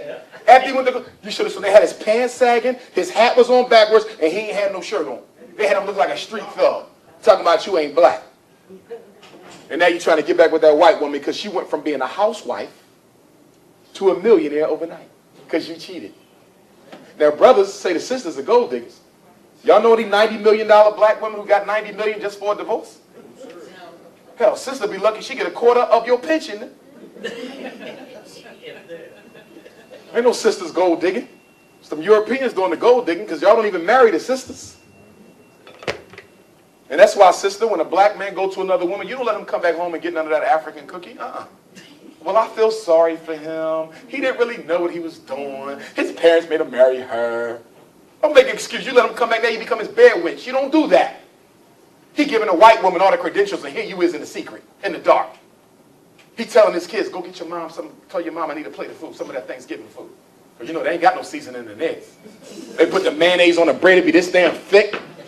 I know, because my uncle used to date one and she used to make them sandwiches. Oh, God. I got to go. I don't understand y'all. And black women age like nobody. 40-year-old black woman look like she's 25. 50-year-old black woman look like she's 30. 60-year-old black woman look like she's 40. Now, even though I said you look like you're 40, I didn't say dress like you're 40, Grandma. Keep it humble. But my point is, sisters age well. You marry somebody who ain't got that collagen and melanin in their skin. By the time they drop 3 babies, they look like a great-grandmother. The chin start hanging, look like a turkey. You see them when it's like, that's your grandmother, that's your mother-in-law, no, that's my wife. Damn. Brothers start to feel it when they get old because they're not attractive no more. They start stretching out. Sisters hold. White welfare. Then they want to say that what? Black folks always crying for welfare. Do you know that white folks got more welfare than anybody else put together? What's the biggest welfare law in American history? The GI Bill. That's right. World War II. What we going to do? We're going to let all the white men coming back from the war get preferential jobs, housing, health care. That's right. That was the biggest welfare program of all time. Now, then you said, I want to go to the suburbs, and what did they say? You ain't got the credit. Well, you said the white folks ain't had the credit either, but they still let them escape out. So then you said, well, if I got to stay in the inside of Washington, D.C., let me own where I live. And what happened? They said, we can't find nobody who will finance a home in the hood. Sorry. You know why they did that? Why did they do that in 1940? Because they knew in 2010 they would be coming back to get those properties. Y'all see that? All real estate decisions are made at least 10 years in advance. They planned it. That's why they're taking back all the big cities. New York, you've been to Harlem? And they used Bill Clinton to gentrify Harlem. He came in, set up an office. That raised the property value. If you own something, you had to sell because Bill was there. Okay? This is what they do. Philadelphia, New York, Richmond, all over America. White people coming back. They said, put the Negroes in the suburbs since they want to chase us wherever we go. And some of y'all out there bragging, I'm the only black on the block. Kids can't play with no damn body. And soon as something go missing in the White House, they come knocking on your door. Your child got to suffer socially because you want to look good next to white people. Blessings to anybody who stay in the hood. Now, black wealth. There's no such thing as a black middle class. White families have 20 times. Did y'all hear that? White families have 20 times the amount of wealth of black families. In 2009, the average white household was wealth of $113,000. Black people got wealth of $5,600. What does that mean? You and your white coworker get fired at the same time or laid off. You got to go what? In the unemployment line. They might go in the unemployment line too, but they ain't got to work again for at least a year or two because they got wealth that can sustain them. They're not even rushing to go back to work. You got to hurry up and find a job, even if you had a good job. You know why? Because you like living outside your means. Why every time you get a promotion, you got to upgrade your car? Why every time you get a new job, you got to buy a new house? What the hell wrong with y'all? We ain't got money to be wasted. Kids ain't got no schools and you out here shopping. Do you know y'all can take your Christmas money right here in Maryland, your Christmas money, and you can you can build an independent school for every black child in this area with your Christmas money. Or your Kwanzaa money, because most Kwanzaa money don't go to black businesses.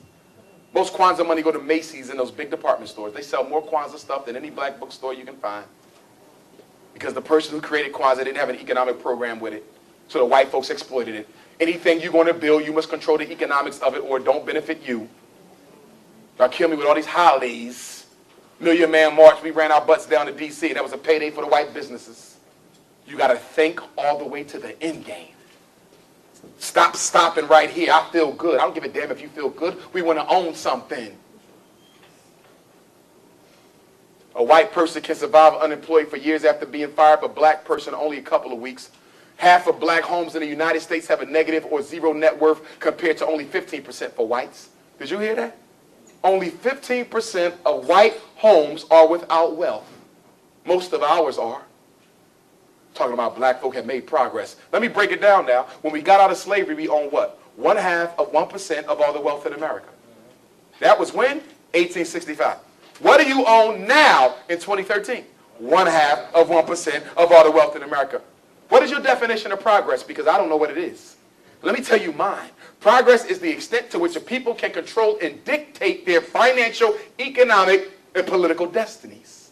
To the extent that they control their institutions and the quality of life of subsequent generations. That's mine. Let me tell you your definition of progress. To the extent that black people can be integrated and accepted by white people. So when Obama got elected, that was progress. Colin Powell got appointed, that was progress. Oprah got on TV, that was progress. That's not progress to me, that's regression. Because all you're doing is giving them power to control you. Nobody is into integration except black people. Nobody even wants to integrate psychologically except racists with low self-esteem. Nobody even wants to integrate except people with low self-esteem. Chinese people hang out with Chinese people. Arabs stay to Arabs. East Indians stay to East Indians. And you want to integrate. Because you ain't got no racial self-respect. That's right. White opinions about black people. More than half of all white people in America think black people are in their condition due to their own merit, lazy, less intelligent than themselves. And you got white friends, but that don't mean your white friend don't think that you're not less intelligent than he or she is. Now, we got what popping off? The FBI is back, and they looking for people to get. COINTELPRO. Assata Shakur's face is plastered all over New Jersey. She ain't been in New Jersey since 1979. What the hell is her face doing all up on the billboard? Do they have Assata picture up there for Assata? Or do they have Assata picture up there for you? Assata's picture is up there to let black people know that even though we dealing with Africans and Arabs and Al-Qaeda, don't y'all get out of hand. Because we still got an eye on y'all too. That's why Assata picture got plastered. They see Dr. Umar and they see the Facebook conversations and they see the hidden colors and all this other stuff. And white people know something you don't know. And that is what? Black revolution comes in waves. Every 40 to 60 years, there's normally a revolution. 1860s, you had slavery. 1900s, you had the independence. Then came the Garvey movement. Then came the civil rights movement. Every 40 to 60 years. Let me see now. Dr. King was assassinated in 68. 40 years after 68 is 2008. This is 2013, which means what? We are right in the middle of a decade where they anticipate that some type of a black revolution is supposed to spark. And they are preparing for it. You're actually running a few years behind schedule. So to prepare for any type of black messiah who dares rise up and electrify the militant black nationalist movement, they didn't say militant black Christian movement. They didn't say militant Jehovah's Witness movement. They didn't say militant Muslim movement. They said what? Nationalism. That's the only thing the European fears. He don't scared of no damn integrationists because they control that. He's afraid that people want to do their own damn thing and operate outside of his economic order. COINTELPRO is back. Young Malcolm Shabazz. Murder? Let me see now. They say that he went to a restaurant. Do y'all know who he was with? A Mexican labor leader. Before Malcolm Shabazz went down to Mexico, he was doing what? He was in conversation with Mexican laborers in America. From what I see, and we cannot say definitively, it looks like he was going down there to aid the cause of the Mexican laborers. But guess what happened? CIA, working with the Mexican government, had him intercepted. Those two females invited him and his Mexican labor leader buddy into the restaurant. And so they started having some drinks. And then they got presented with a $1,200 bill. And they said, time out, we didn't order that many drinks. And then that's when they say the guys attacked him. And Malcolm ended up being killed. Blows to the head, blows to the sternum, blows to the neck, the stomach. But here's the interesting thing for me. As somebody who studies assassinations, as somebody who travels to different countries, I'll be going to Haiti to celebrate the voodoo ceremony that led to the Haitian Revolution. August 21st, 1791. I was born August 21st. Last weekend, I was at the Nat Turner Reserve in Southampton County, Virginia. Also began when? August the 21st. So anyhow, I study this. Black people get robbed in other countries all the time. White people get robbed in other countries all the time. I know people who've been robbed in Africa. I know people who've been robbed in Mexico. I know people who've been robbed in Jamaica, South Central America, but they never get killed. This was a murder. It was a cover-up. What do we know about all mass assassinations? They always try to make it look like somebody off the street just decided to take a life. Bull crap. You think it's a coincidence that he was murdered off of American soil? Of course not. They killed him off American soil so it did not look obviously like the government did it. Remember, he just got hassled by the FBI when he was supposed to be going over to Iran. He's supposed to speak at a film festival over there. What did the FBI detain him for? He already told you that he was being surveilled and cops was harassing him all throughout New York. He was under surveillance, co-intel-pro. So he decides to leave the country, and all of a sudden he's dead after having a couple of drinks. They murdered him. Why? Because he was evolving in consciousness. Young Malcolm was working on 2 books at the time of his death, and he even said himself that he felt that there was a plot and conspiracy against him. I don't think he knew it was to this extent. But once he went down there and started getting involved in that labor thing, they said, he getting too big for his britches. Remember now, he was the only living male heir of El Hajj Malik al-Shabazz. And unfortunately, just like his grandfather, we'll never know exactly who killed who. Because remember now, when Malcolm was murdered, Thomas Hare, the confessed assassin, said that he was given the orders to kill, but he never said who actually ordered the killing. So we know who pulled the trigger, but we don't necessarily know who ordered it. Now, based on my studies, what do I think about Malcolm Sr. and Malcolm Jr.? I think that there was multiple people involved in it.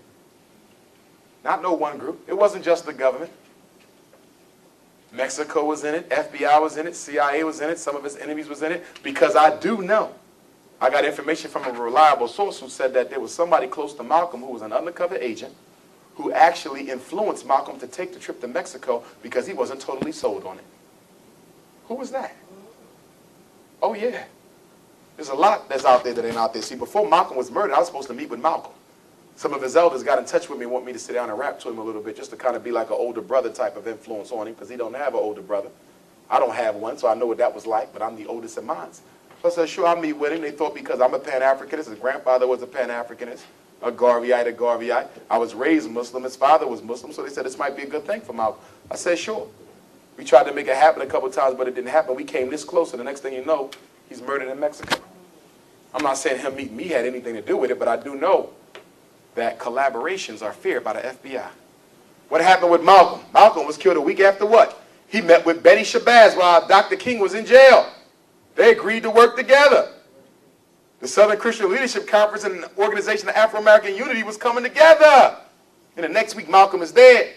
They fear collaborations or coalitions. If you read the COINTELPRO paper, one of the goals of COINTELPRO was to do what? Prevent coalitions. Prevent the rise of a black messiah and prevent organizations and individuals coming together to form a pact. All these assassinations have stuff in common, and they all smell like FBI and CIA. Ain't no coincidences running around here. Malcolm was on his way back to what his grandfather was doing. He had some issues. He was a young boy, what, 28, 29? Of course. Everybody do a little bumping, a little hit. He had some issues, but he still had his mission and his goal, and he was coming back to it. He was with Sister Cynthia McKinney. She was an influence on him. Other brothers and sisters was an influence on him. He was already doing his political work, and they knew that he was about to make that turn for the better, and they got him. A damn shame to kill a grandfather and a grandson, and now there's no boys living with that DNA. So brothers, if you're in the struggle and you ain't got no sons, you got to go get you a son. Get with a good doctor. Maybe you got a potion or something brothers could take to make sure they get a masculine son. Masculine child. That's very important to leave a masculine child because the women going to get married and they're going to go with the men and they might keep your last name and hyphenate it, but at the end of the day, those children are going to be raised the way that that man normally says. So you got to have a masculine child, gentlemen. I got 2 daughters. I'm going to have a masculine child. So Doc, you got to show me how to make sure it's a boy. I already got it in the work. All right. History of the FBI. The Bureau of Investigation was founded March 16th, 1909. When did Marcus Garvey come to America? March 16th, 1916. President Theodore Roosevelt recommended that it become a permanent part of the Department of Justice. Isn't it amazing that the organization that terrorizes and kills black people is housed in the Department of Justice? Look at the hypocrisy of the American empire.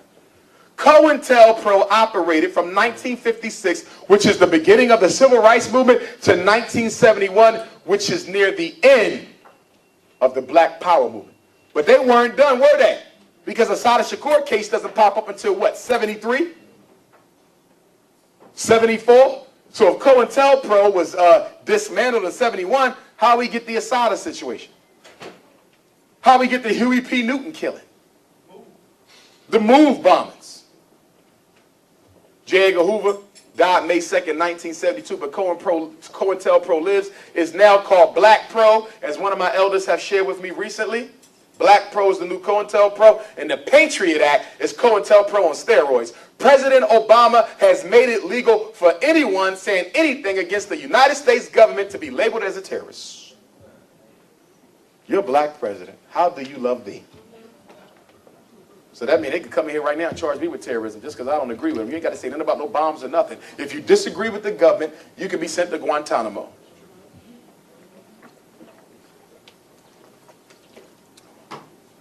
Something else I need y'all to do. When y'all go home tonight, I need y'all to tell y'all children, if they ever call to the school office for any reason that could possibly lead to them being suspended or jailed, tell them to tell the principal, assistant principal, dean of students, I do not feel comfortable answering any questions without my parents being present.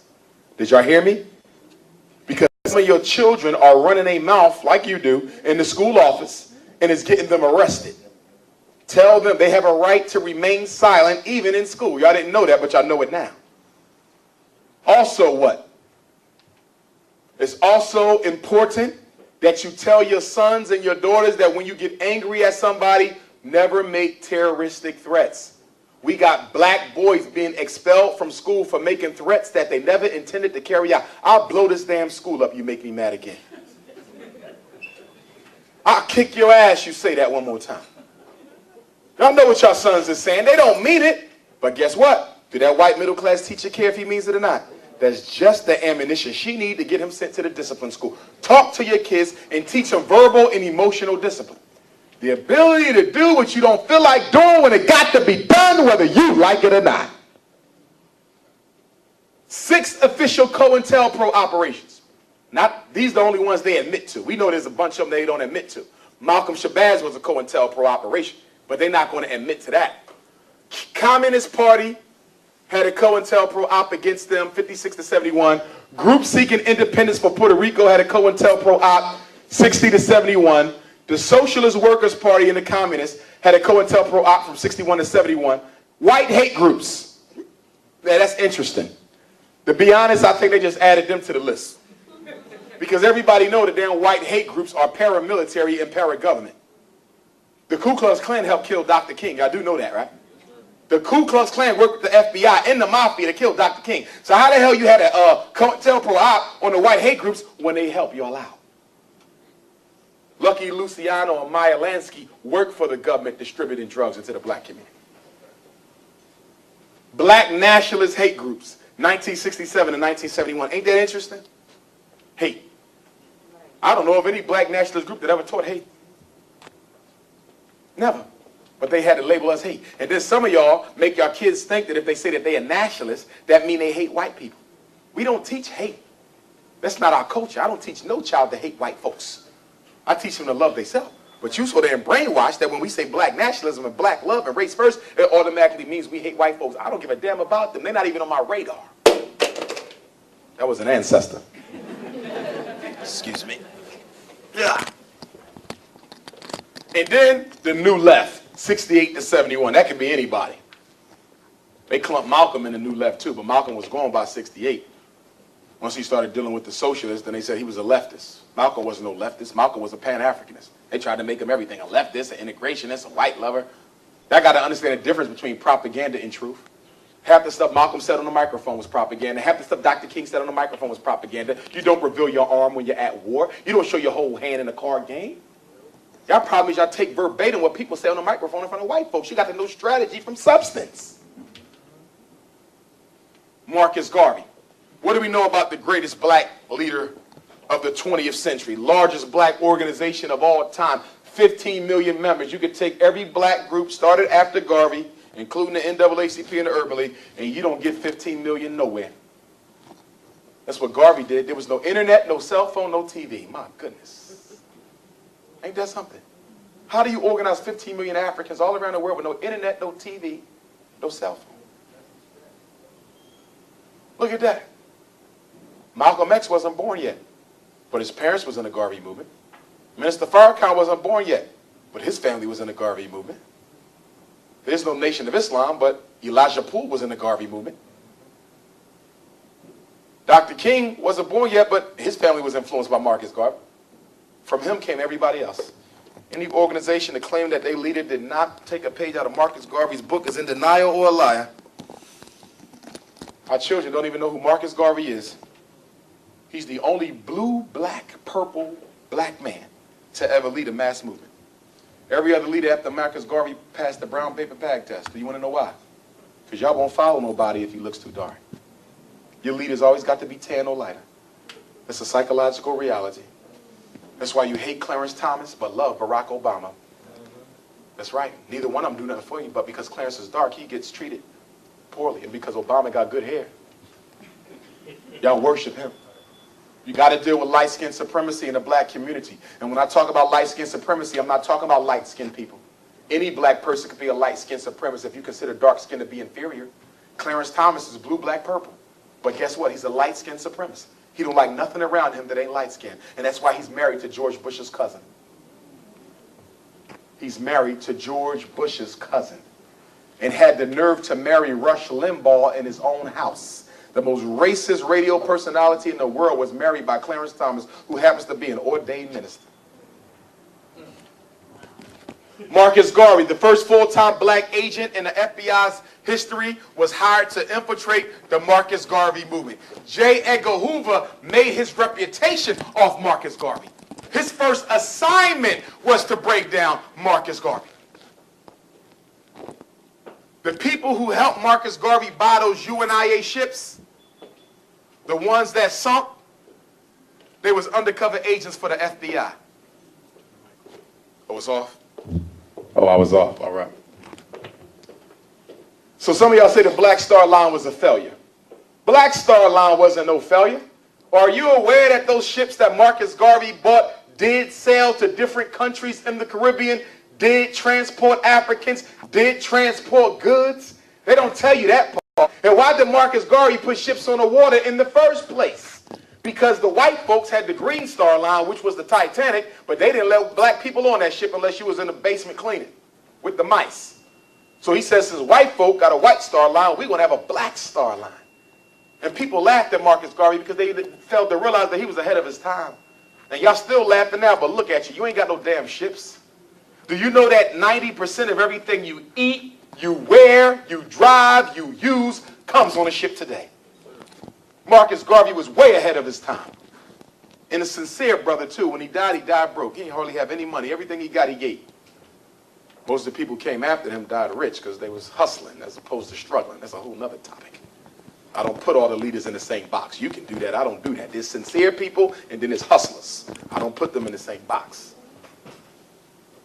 J. Edgar Hoover earned his stripes in helping to destroy Garvey. Sam Cooke. Y'all remember him, right? Why wasn't a change going to come in the Malcolm X movie that Spike Lee directed? Why did you not hear that song? Because when Sam Cooke was murdered, his white manager, who a lot of people think helped get him assassinated and believe was working along with FBI and the COINTELPRO, owned all of Sam Cooke's catalog. So when Spike Lee went to him and requested to use A Change Gonna Come in Malcolm X, he was denied because all of Sam Cooke's music is owned by white folks. His family owns none of it. And why was the FBI so afraid of Sam Cooke? Why did they conspire with the music industry to kill him, just like they did Tupac and Michael Jackson? It's because this was the first major artist to own his own label and the first major artist to own his own masters. Sam Cooke mastered the music game way before Jay-Z or these other people. And I ain't gonna even talk about him because he's done nothing for Brooklyn but sell it out. They killed Sam Cooke because Sam Cooke agreed to finance Malcolm X and Dr. King once they came together. He was very close friends with Malcolm and Muhammad Ali. They were strategy partners. They would come together and strategize their next steps. And Sam Cooke said, you know what? After you do this merger with King, I'm a finance y'all. FBI heard about that, got with, what was it, RCA Records or was it Sony? Sony killed Mike. I forget who killed Sam. and said, he got to go. This Negro think he's Puff Daddy or somebody. And the next thing you know, they said, what? He was at a hotel with some prostitute. Then he busted to the hotel office, and the hotel attendant was there, and she was so scared. Then she pulled out a gun and shot him.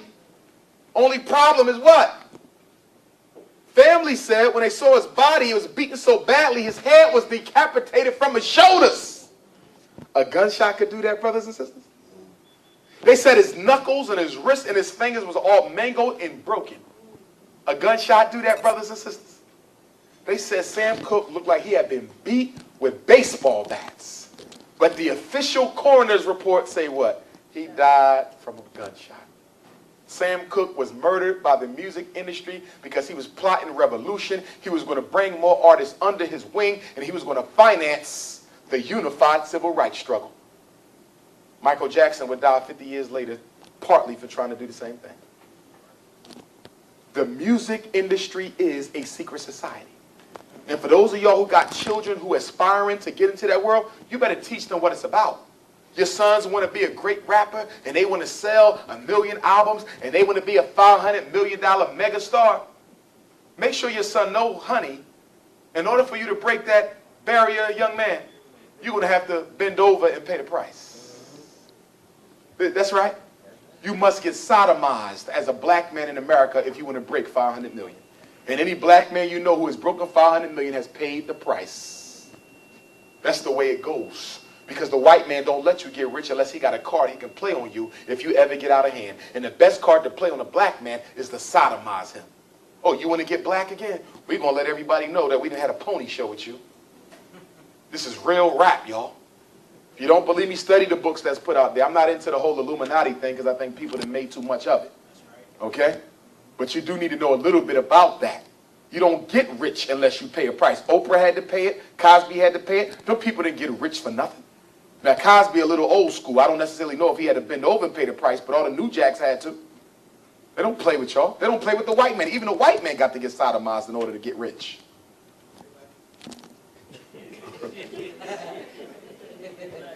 Sam Cooke drew suspicion from the FBI because he did not want to play before a segregated audience. Sam Cooke said, if you keep my people in the back and put these white people in the front of my concert, I'm not playing. Goodbye. Guess who else used to do that? I heard Miles Davis was the same way. I'm not playing in front of no segregated audience. You can't make me. Let my people come up front and hear me. I'm walking the hell out. That's what real manhood is about. Sam Cooke helped start that off. In 1960, he signed a deal with RCA Records that allowed him to retain ownership of masters. Killed December 11, 1964 at the age of Christ, 33. Talking about he was shot by a prostitute. He was murdered. And then they silenced all the witnesses. And then they found out later that the black sister who worked in the hotel lobby who shot Sam Cooke was on the payroll for the music industry. Y'all better know how deep it go. But you can't get paranoid because you live in enemy lines, brothers and sisters. Don't get paranoid because then you lose your reasoning. What did Marcus Garvey say? Some of us are going to die. You get up to do this work, you're going to die. But he said that ain't the problem that you might die. The problem is we ain't got nobody to replace you. Dr. King died in 1968. He had his faults. Dr. King wasn't perfect, but he was damn sure committed, at least in the final years. Who got up to take King's place after he died? Nobody. Look at us, y'all. What, we 45 years after King? You ain't get nobody significant yet. Who, Jesse? Al? Who you got? 45 years and you still ain't get a replacement for King. 50 years you ain't get a replacement for Malcolm. Damn near 100 years you ain't get a replacement for Garvey. 50 years you ain't get a replacement for Medgar Evers, who we always conveniently leave out of the discussion. He was the first one to do it. Marcus Garvey said, leaders must die, but you must have others to replace them. The problem with the black community is we don't groom our next generation of leaders.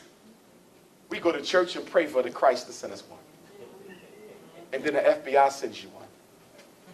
If you want leaders, you got to make them. That's why my school, we're going to train them in leadership. They're going to master the tactics of COINTELPRO. You got to make leaders. You don't wish for them. You don't pray for them. That's why you don't get none, because you ain't manufacturing leaders. You got to have black men who are, black boys who are raised from childhood, knowing that they might got to pay the ultimate sacrifice for their people. Malcolm X, What did Hoover say in his directive to the FBI officers? We must prevent the rise of a black messiah who could unify and electrify. Unify, unity. White man is scared of black unity. And electrify, charisma. The militant black nationalist movement, Malcolm X, might have been such a messiah. Now, some of y'all think that was wrote before they killed Malcolm. That's actually wrote almost 3 years after they killed Malcolm. Which means to me, as far as I'm concerned, that was an admission of guilt. Look at it. Malcolm X might have been, but we took care of him to prevent that. Then they said what? Dr. King and Elijah Muhammad were aspiring to that position at the time. But neither one of them could occupy that. Mr. Muhammad wasn't charismatic, and too many of the young revolutionary brothers thought Dr. King was too mainstream. So they could never get that Malcolm energy. Nobody was able to get the Garvey energy closer than Malcolm, I believe. Khalid was on his way. But I think Khalid was too dark-skinned for a lot of y'all, so he never was able to get a lot of members.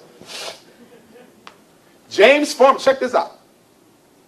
Interesting theory on Malcolm's death. James Farmer of CORE. Y'all know Farmer because y'all saw Great Debaters. He was a little fat, chubby kid in Great Debaters. But he grew up and he started the CORE movement, right? Congress of Racial Equality. Guess who he said killed Malcolm? James Farmer of CORE suggested that Harlem drug lords and the international drug trade dealers killed Malcolm, not necessarily the FBI and the CIA. Allegedly, he met with a woman while he was in Ghana a couple months before Malcolm was killed. Farmer went to Ghana, and he met with a woman. I don't know if it was a black woman or a white woman, but he met with this woman. This woman said she needed to talk to him. And he met with this woman in Africa, and this woman in Africa told her that Malcolm is going to be killed, and he's going to be killed by a gang much more stronger than the Nation of Islam.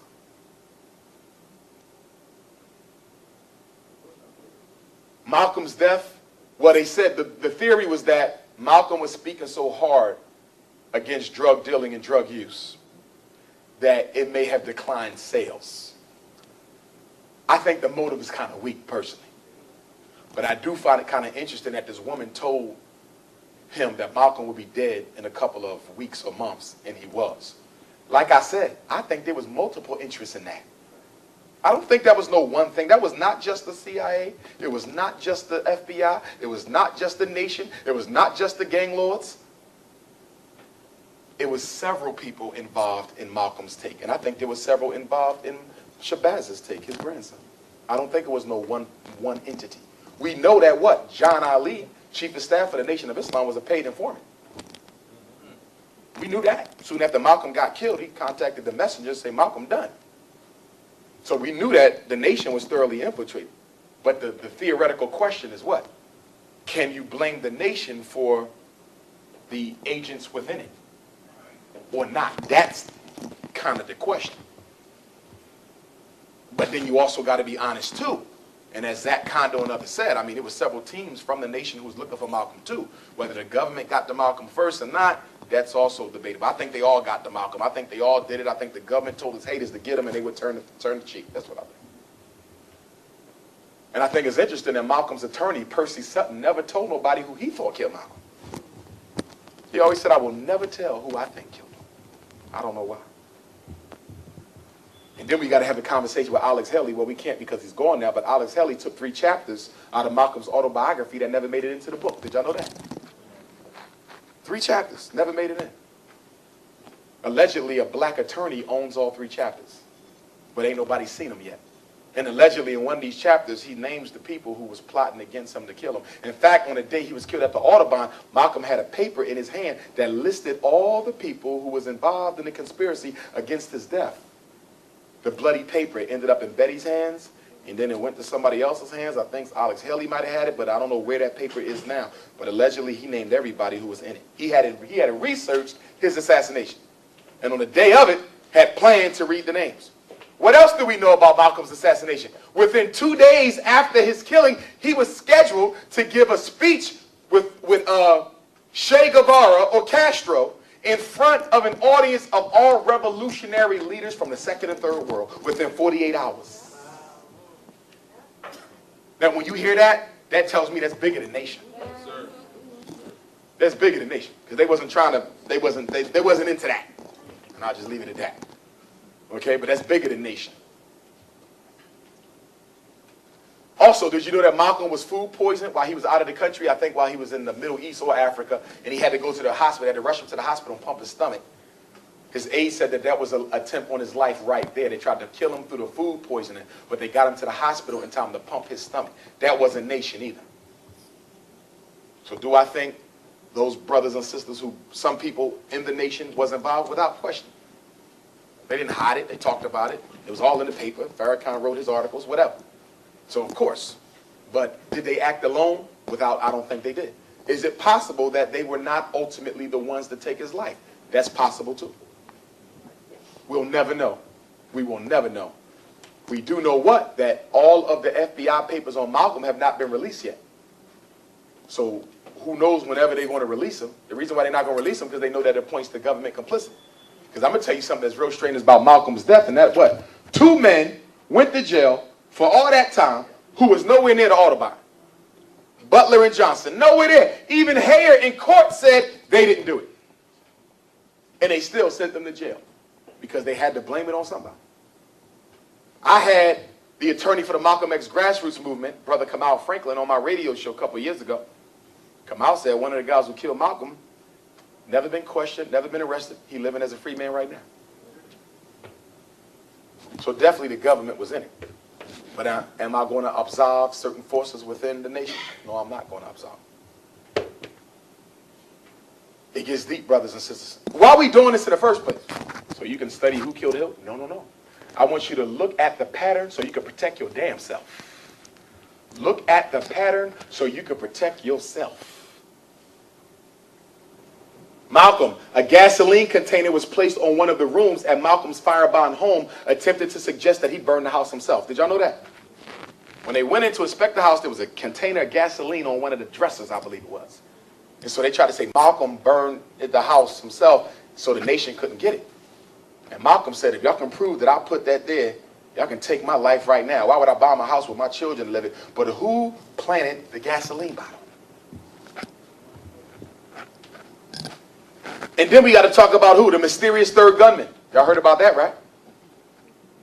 That there was another man who was involved in shooting Malcolm, who the people saw the police escort away from the scene of the crime, never to be seen or heard from again. Why did the police protect that man? How did he get away, and what was his name? Everybody says that there was another gunman who was shuffled away from the scene. Everybody was involved in that murder. Rumors of a bullet that came from behind Malcolm, allegedly. We don't have the forensic proof, but there's certain forces who say that there was a shooting that came down from behind Malcolm to make sure that the assassination was successful, that either got him in the back or in the head. A bullet from behind, which means someone had to be stationed up front before Malcolm even came to the Audubon, before the Audubon even opened that day.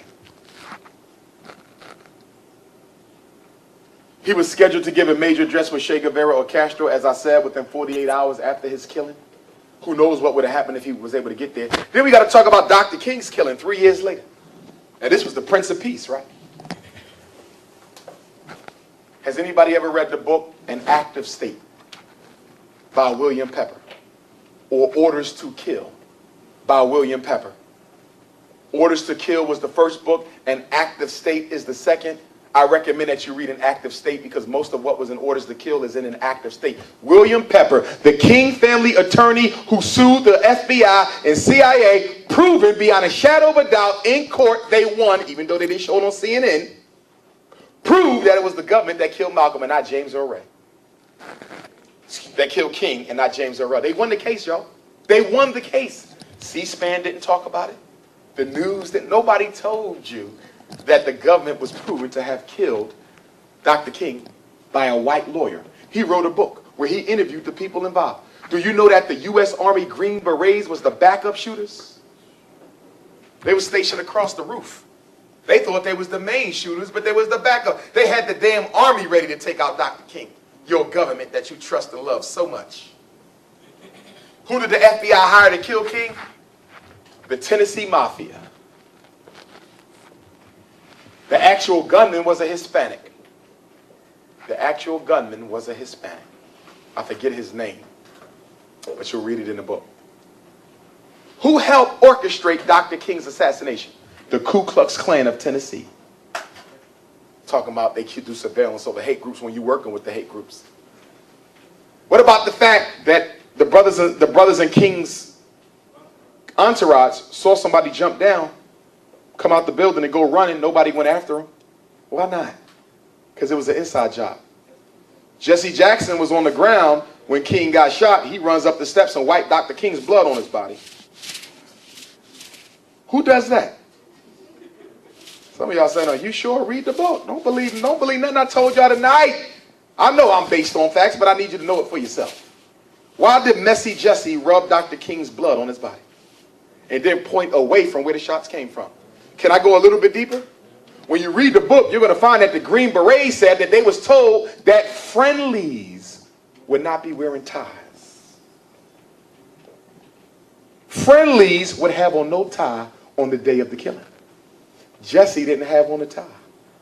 How did the Green Berets know that people who were not to be shot were not wearing ties unless there was people in Dr. King's entourage, including Jesse Jackson, who was working for the FBI? What happened to Jesse Jackson's career right after King died? He became the HNIC. Not only that, did you know that there was a certain minister in King's entourage that picked out the tie he wore that day? I wear ties for a living. Ain't no other man coming to pick out my tie. Unless he's working with the people who shooting me and need to make sure I got on a certain tie so they know not to hit him. And then the same pastor who gave Dr. King his tie to wear for the morning walked away from Dr. King. And as soon as he turned to leave King, he was shot on the balcony. How about Dr. King wasn't even going to go out on the balcony, but somebody told him to come on out and have a smoke? How about there was a security detail that was sent to protect Dr. King at the Devon Lorraine Hotel, and Jesse Jackson told them, never mind, y'all can be relieved. How about Dr. King was supposed to be staying in the basement of the hotel, but somebody from the Southern Christian Leadership Conference called the hotel before he got back after he made his famous mountaintop speech and transferred his room upstairs? Who was working against Dr. King in his own office back in Georgia? One of those pimping pastors who was so mad at King because he was getting all the attention and dared turn the church into a revolutionary force instead of a let's just get ready for heaven force. Because you know he had to fight the elders in the church. They couldn't stand Dr. King because he said we can't just sit here and talk about Jesus and not work. Dr. King was not a nationalist, but I respect him. He went to Marcus Garvey's gravesite in Jamaica right after Malcolm died, before he was killed. And he said Marcus Garvey was the first significant leader to organize black people in America.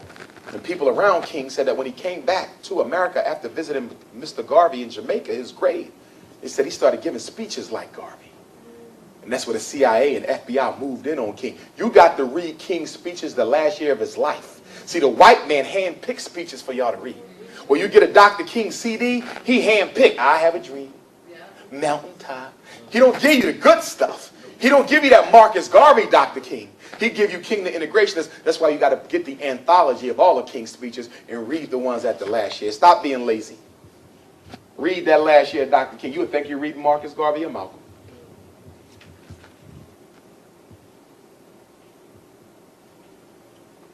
And why was the police, black cops stationed in buildings across the way from King, relieved of their duty?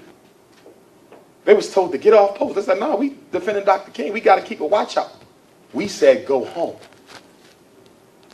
Here's a man who preached peace, and look what they did to him. Sent the damn Green Berets out. But guess what? I got to back up. Was Marcus Garvey the first major black leader to have an informant spy on him? No. Who had an informant spy on them before Marcus Garvey? Booker T. Washington, the great sage of Tuskegee. Who was the agent working for the U.S. Army Intelligence who was spying on Booker T. Washington?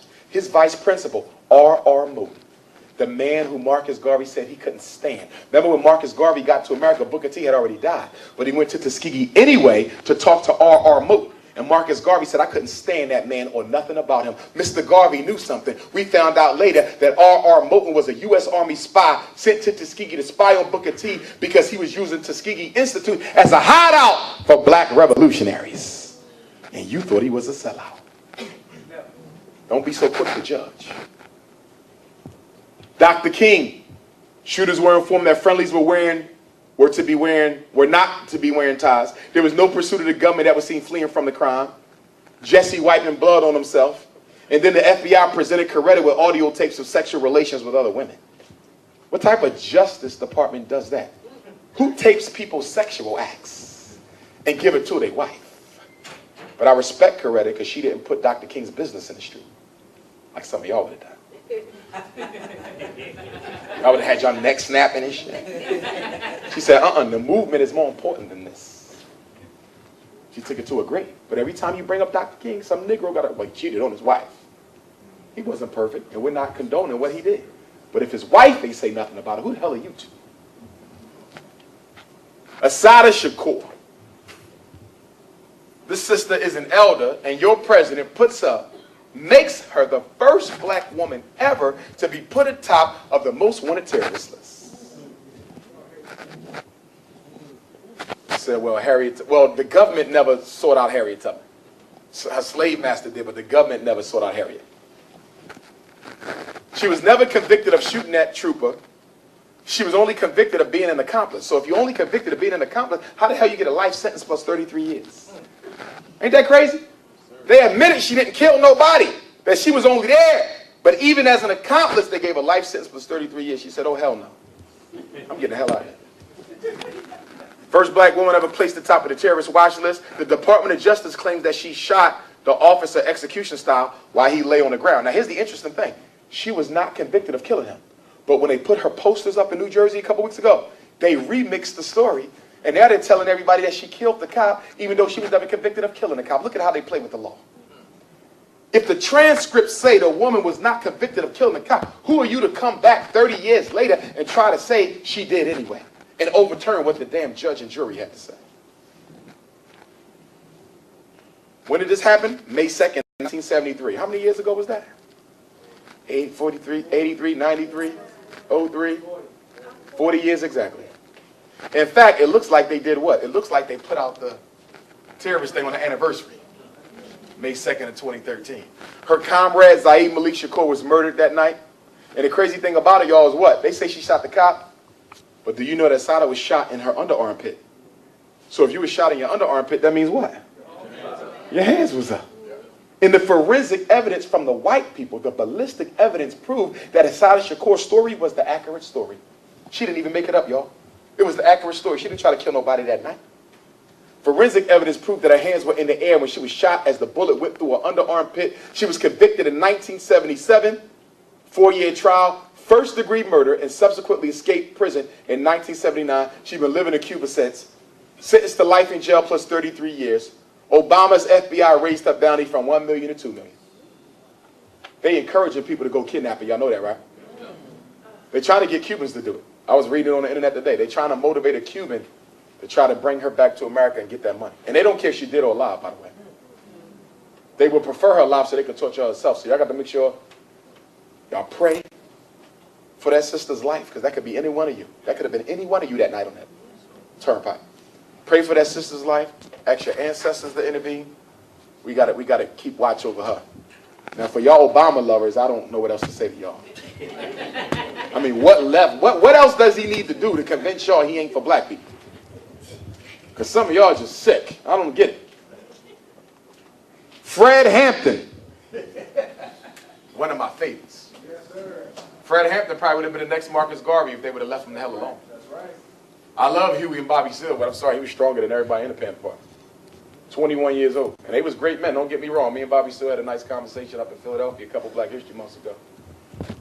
But Fred Hampton was the man. To be that young doing what he did. Police toxicology report denied poisoning, but independent toxicology confirmed that Fred Hampton was drugged the day of the assassination. Remember what his queen said, right? She said, I tried to wake him up, and he lifted his head, and then laid it back down like he was in a stupor because he was doped up. Who doped him up? 2 Panthers who was undercover agents for the Chicago FBI. And the Panthers was very circumspect over who they let in their circle, wasn't they? So that goes to tell y'all what? They're going to send you people who you will trust. You got to watch everybody, brothers and sisters.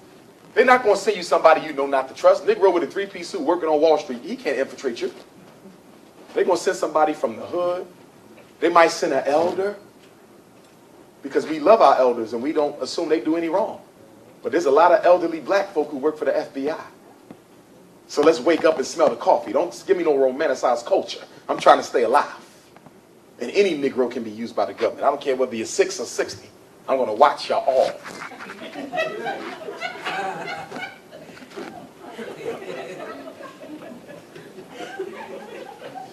Police came into the home shooting with no opportunity to surrender. When did this happen? December 4th, 1969, 6 in the morning. And why did they say they came into Fred Hampton's home, y'all? To serve a warrant to search for weapons.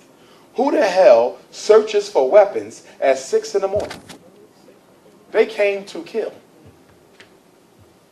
False letters was written by the FBI to and from the Chicago Panthers and street gangs. Most notoriously was the Blackstone Rangers, I believe. The FBI tried to start a war between the Panthers and the Blackstone Rangers, which didn't work. In fact, I think the two was about to come together and fight together. Because, you know, the Panthers almost went to war with the Nation of Islam a couple times. Yeah, it got heated a couple times. Remember, Huey P. Newton sent some Panthers to Mr. Muhammad's house and told him to keep his name out of his goddamn Muhammad Speak paper? Remember that? They call them pork chop nationalists. You know, it's about to go at. I'm glad they did, because that would have been bad for the people to have them two organizations go at it, but they did not like each other. Bodyguard, Fred Hampton's bodyguard. Fred Hampton's bodyguard. Fred Hampton's bodyguard was an FBI informant who arranged for gun sales. All the guns that the Panthers bought, he helped them get them, so he knew what they were, that they was illegal, any bodies was on them. He also drew up the floor plans of the house, so when the police came into Fred Hampton's house, they knew exactly what room he was sleeping in, because they had a floor plan that his bodyguard drew up. That's why when y'all be saying, Dr. Umar, you need to start traveling by yourself. No, I think I'm safer by myself. Because most of our leaders was killed by the people they groomed. Malcolm, King, Fred, Lumumba, Thomas Sankara. Look at all the black leaders who was killed by their understudies. Sabotaged by, thank you, I can ride by myself. So don't nobody know where the hell I'm at. Because my bodyguard protects me from the people, but who protects me from my bodyguard? Gene Roberts, Malcolm X, undercover agent, giving life-to-life resuscitation to a gunshot chest victim. You don't do that. And then after he helped set Malcolm up, do you know that Gene Roberts went and infiltrated the Panthers? Yes, they had a hit out on him for a little while. That man went from organization to organization, sabotaging black folk. We the only people who do this. How many of y'all got relatives working for the FBI's agents? And you don't condemn them? Well, it's just a job. Fred Hampton, his queen attempted to wake him but couldn't. He only raised his head slightly and placed it back down. After all Panthers were removed from the room, the police officer came in and assassinated Fred as he lay asleep. They got his wife out the room because they didn't want no witnesses. There was another Panther, I think, was hiding behind the door or in the closet. They got him out the room, so nobody was in the room. They was in a hallway. And this is based on their testimony. And Fred was in there sleeping. Deep sleep. They could have handcuffed him, drove him out. First of all, it's a weapons warrant, right? So if you're looking for weapons, you shouldn't have locked nobody up. You should have looked for weapons. But they had to shoot back to protect their lives. He walked in and shot Fred Hampton right in the head. Walked out and said he's dead now. They don't respect black life. The police joked about the murder in front of the Panthers. In fact, when Fred Queen came out, and I think there was another sister there, maybe, you know, they had on their nightgown or whatever. They said the cops was fondling them, lifting up their shirt and stuff. Disrespecting them even after they killed Fred. This is who you're dealing with out here. Police disrupted the crime scene and tampered with the evidence, so it's hard to convict anybody. 21 years old. I got tremendous respect for Fred Hampton's son, Fred Hampton Jr., because he keeps his father's fight alive. And he keeps on pushing. Tupac Shakur, under surveillance on the day of his death, may have been killed at the hospital. Some people say Tupac was alive when he got to the hospital. They killed him there. Amos Wilson, I believe, was killed in the hospital. Some say Khalid Abdul-Muhammad was alive at the hospital and killed in the hospital. That's why a lot of revolutionary brothers and sisters don't even go to the damn hospital. They say, if I'm sick, take me somewhere else to the witch doctor, but don't take me there. Because you don't come out. You know about 10,000 black people go missing every year in America, don't you? Never to be heard from again. I ain't talking about no mass murders. I'm talking about snatched up by the government for your organs. Black organs is one of the biggest undercover markets in the world because you have the richest organs. If a rich white man needs a kidney and you're a perfect match, you think anybody gonna wait for you to die till you get that kidney so you can stay alive? One day you're gonna be coming out the gas station, you're gonna get hit by a Mack truck. God forbid. It looks like a drunk driver. No, it wasn't. That was an orchestrated kill for your kidney because he needed it to live. Black organs. Half the black people buried in the cemetery ain't got their body parts. Right after you leave, they pull them up and suck them out to the side. You know they got all that technology. They cut a little hole in you and suck out your kidney, suck out your heart, and give it to white people. Y'all remember the Atlanta child murders? What they found? More than 500 black babies in a dumpster? Right around the corner from what, the CDC? You think that's a coincidence? They snatching our kids off the street. You telling your kids to stay away from weird people, you better tell them to stay away from white folks in three-piece suits. Some of y'all getting snatched up like that. Black organ market, baby. I better wake up and smell the coffee. Obama ain't gonna do nothing about it. Tupac was organizing the West Coast gangs for political mobilization. That's why Tupac was killed. Because you know the Crips and Bloods was started from the aftermath of the Black Panther Party. They were supposed to do good for the community.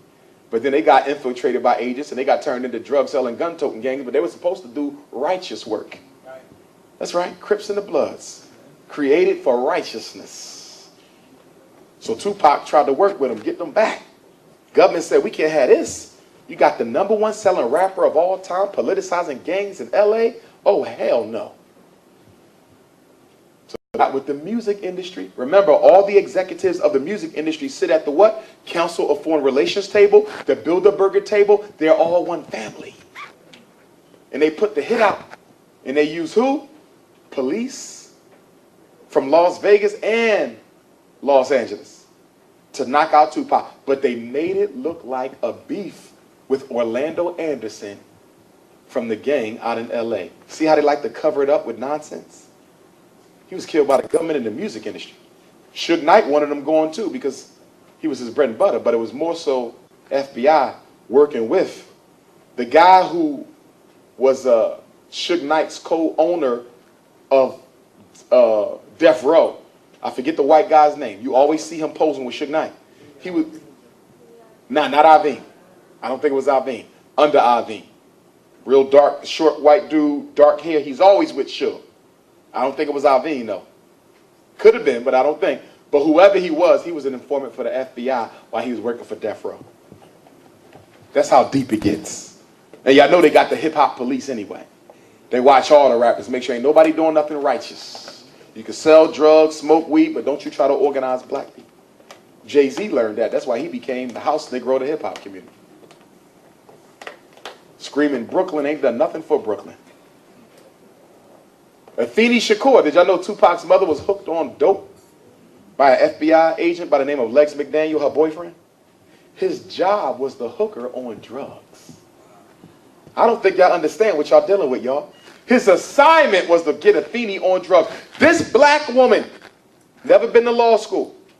Remember the Panther 21 trial in New York? They accused all the Panthers of plotting to blow up federal buildings. Afeni Shakur went into the courtroom and did what, y'all? Defended herself and all 20 of her compatriots against the district attorney, proven beyond a shadow of a doubt that they did not plot to blow up any buildings in New York. She was pregnant with Tupac at the time. A white man wrote a book on it. If you could get your hands on it, it's a rare book called The Panther 21 Trial. He said he could not believe that a black woman was able to brilliantly and intelligently argue down a district attorney to the point where all 21 Panthers who was wanted by the government walked out free while she was pregnant. Remember, Tupac wasn't born in jail. She got arrested while she was pregnant with Tupac, but Tupac wasn't born in jail. He was born after that. But he was a revolutionary child. They've been watching Tupac since high school. I mean, look, Geronimo Pratt was like his godfather, Mutulu Shakur. He was raised around that. So he kept that pain and passion with him. If Tupac was alive now, we don't know what he would have done. Malcolm Shabazz, our last one. I had an agent roll up on me yesterday in Tennessee. And I had an agent roll up on me in Houston. You can always spot the agents because, number one, they act pro-black, but ain't nothing pro-black about them. It don't match. They talk and they look, it don't match. You're like, nah, you're a straight Wall Street dude talking pro-black. They're overzealous to get hooked up with you in your work. Where you at? What are you doing? I don't even know you. I mean, it's unnatural like a regular brother, but you can feel that something ain't right. They always like to stay after the lectures. I'm not saying I got to walk out right after the lecture. But there's a science to the aging. In fact, I was talking to an elder last week. You know what he told me? He said, Dr. Umar, you need to be careful because in this thing that you do, this whole lecture thing, I've been doing some research, and some of your compatriots on the lecture circuit are also agents. I was told this last week. He said, man, you got to have a serious sit down in a meeting because there's some names that you need to know about who you come in contact with. This is what he told me. I don't know who the names are, but I'm definitely going to have that meeting. He said, I'm going to show you the evidence so you can stay the hell away from these people. I think he said it was 5. 5 people in the conscious community who does the work that I do, who I need to be wary of because they're working for the police. And this is an elder who's known for research. So that's what we're dealing with. Malcolm Shabazz, only known male descendant of Malcolm X, very interested in international relations. Muslim with connections to the Middle East. Remember, he's supposed to go to Iran. That's when he was hassled by the FBI. Active on the political front in his own way. He was with Manuel Suarez, a labor rights activist who was deported from the United States when he was killed. Remember, he was talking to Mexican labor activists before he left. Met 2 women who led them into a bar. They were later presented with $1,200 bill for the alcohol that they drank. They did not agree with the bill. Malcolm was intoxicated, and then that's when they beat him to death, allegedly. He died from blows to the head, to the ribs, and to his jaw. 2 waiters in the bar were recently arrested last week.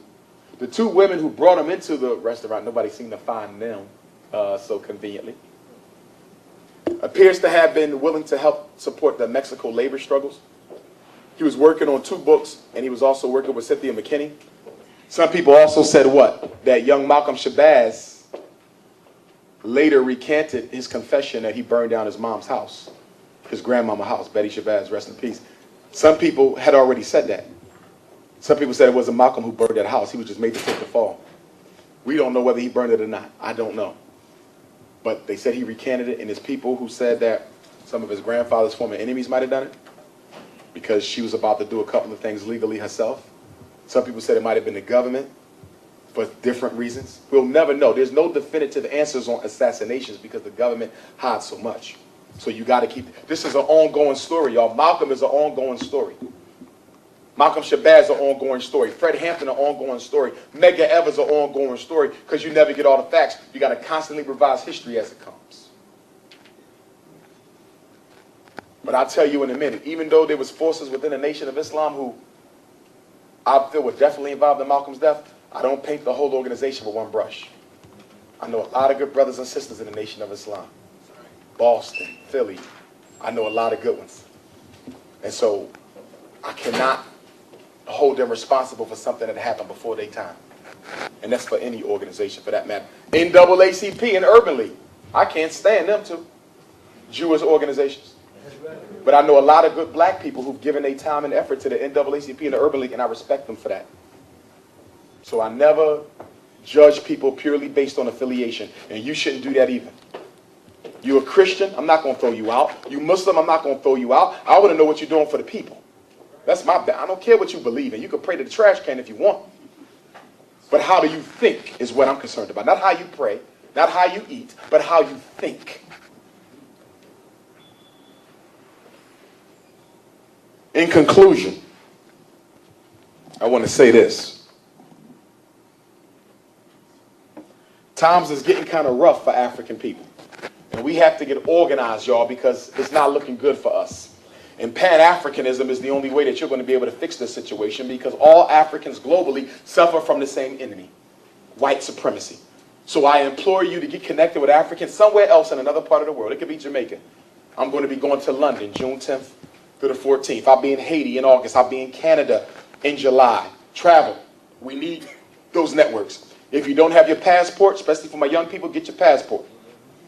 Okay? You got to be in a position to be able to move quickly.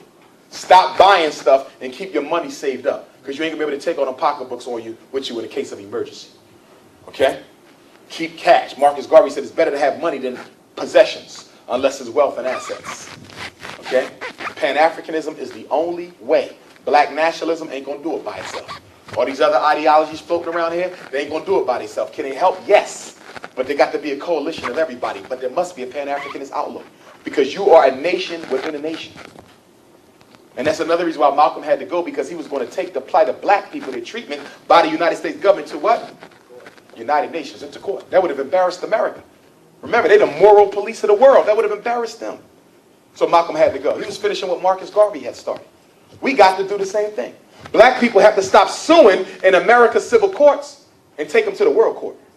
The United States government need to be brought to the International Court of Justice for how they've been treating black people. Just like they want to take people to the International Court of Justice, we got to do the same thing with the government. When you go to his courts, then you're automatically under his jurisdiction. I'm no more, by no means.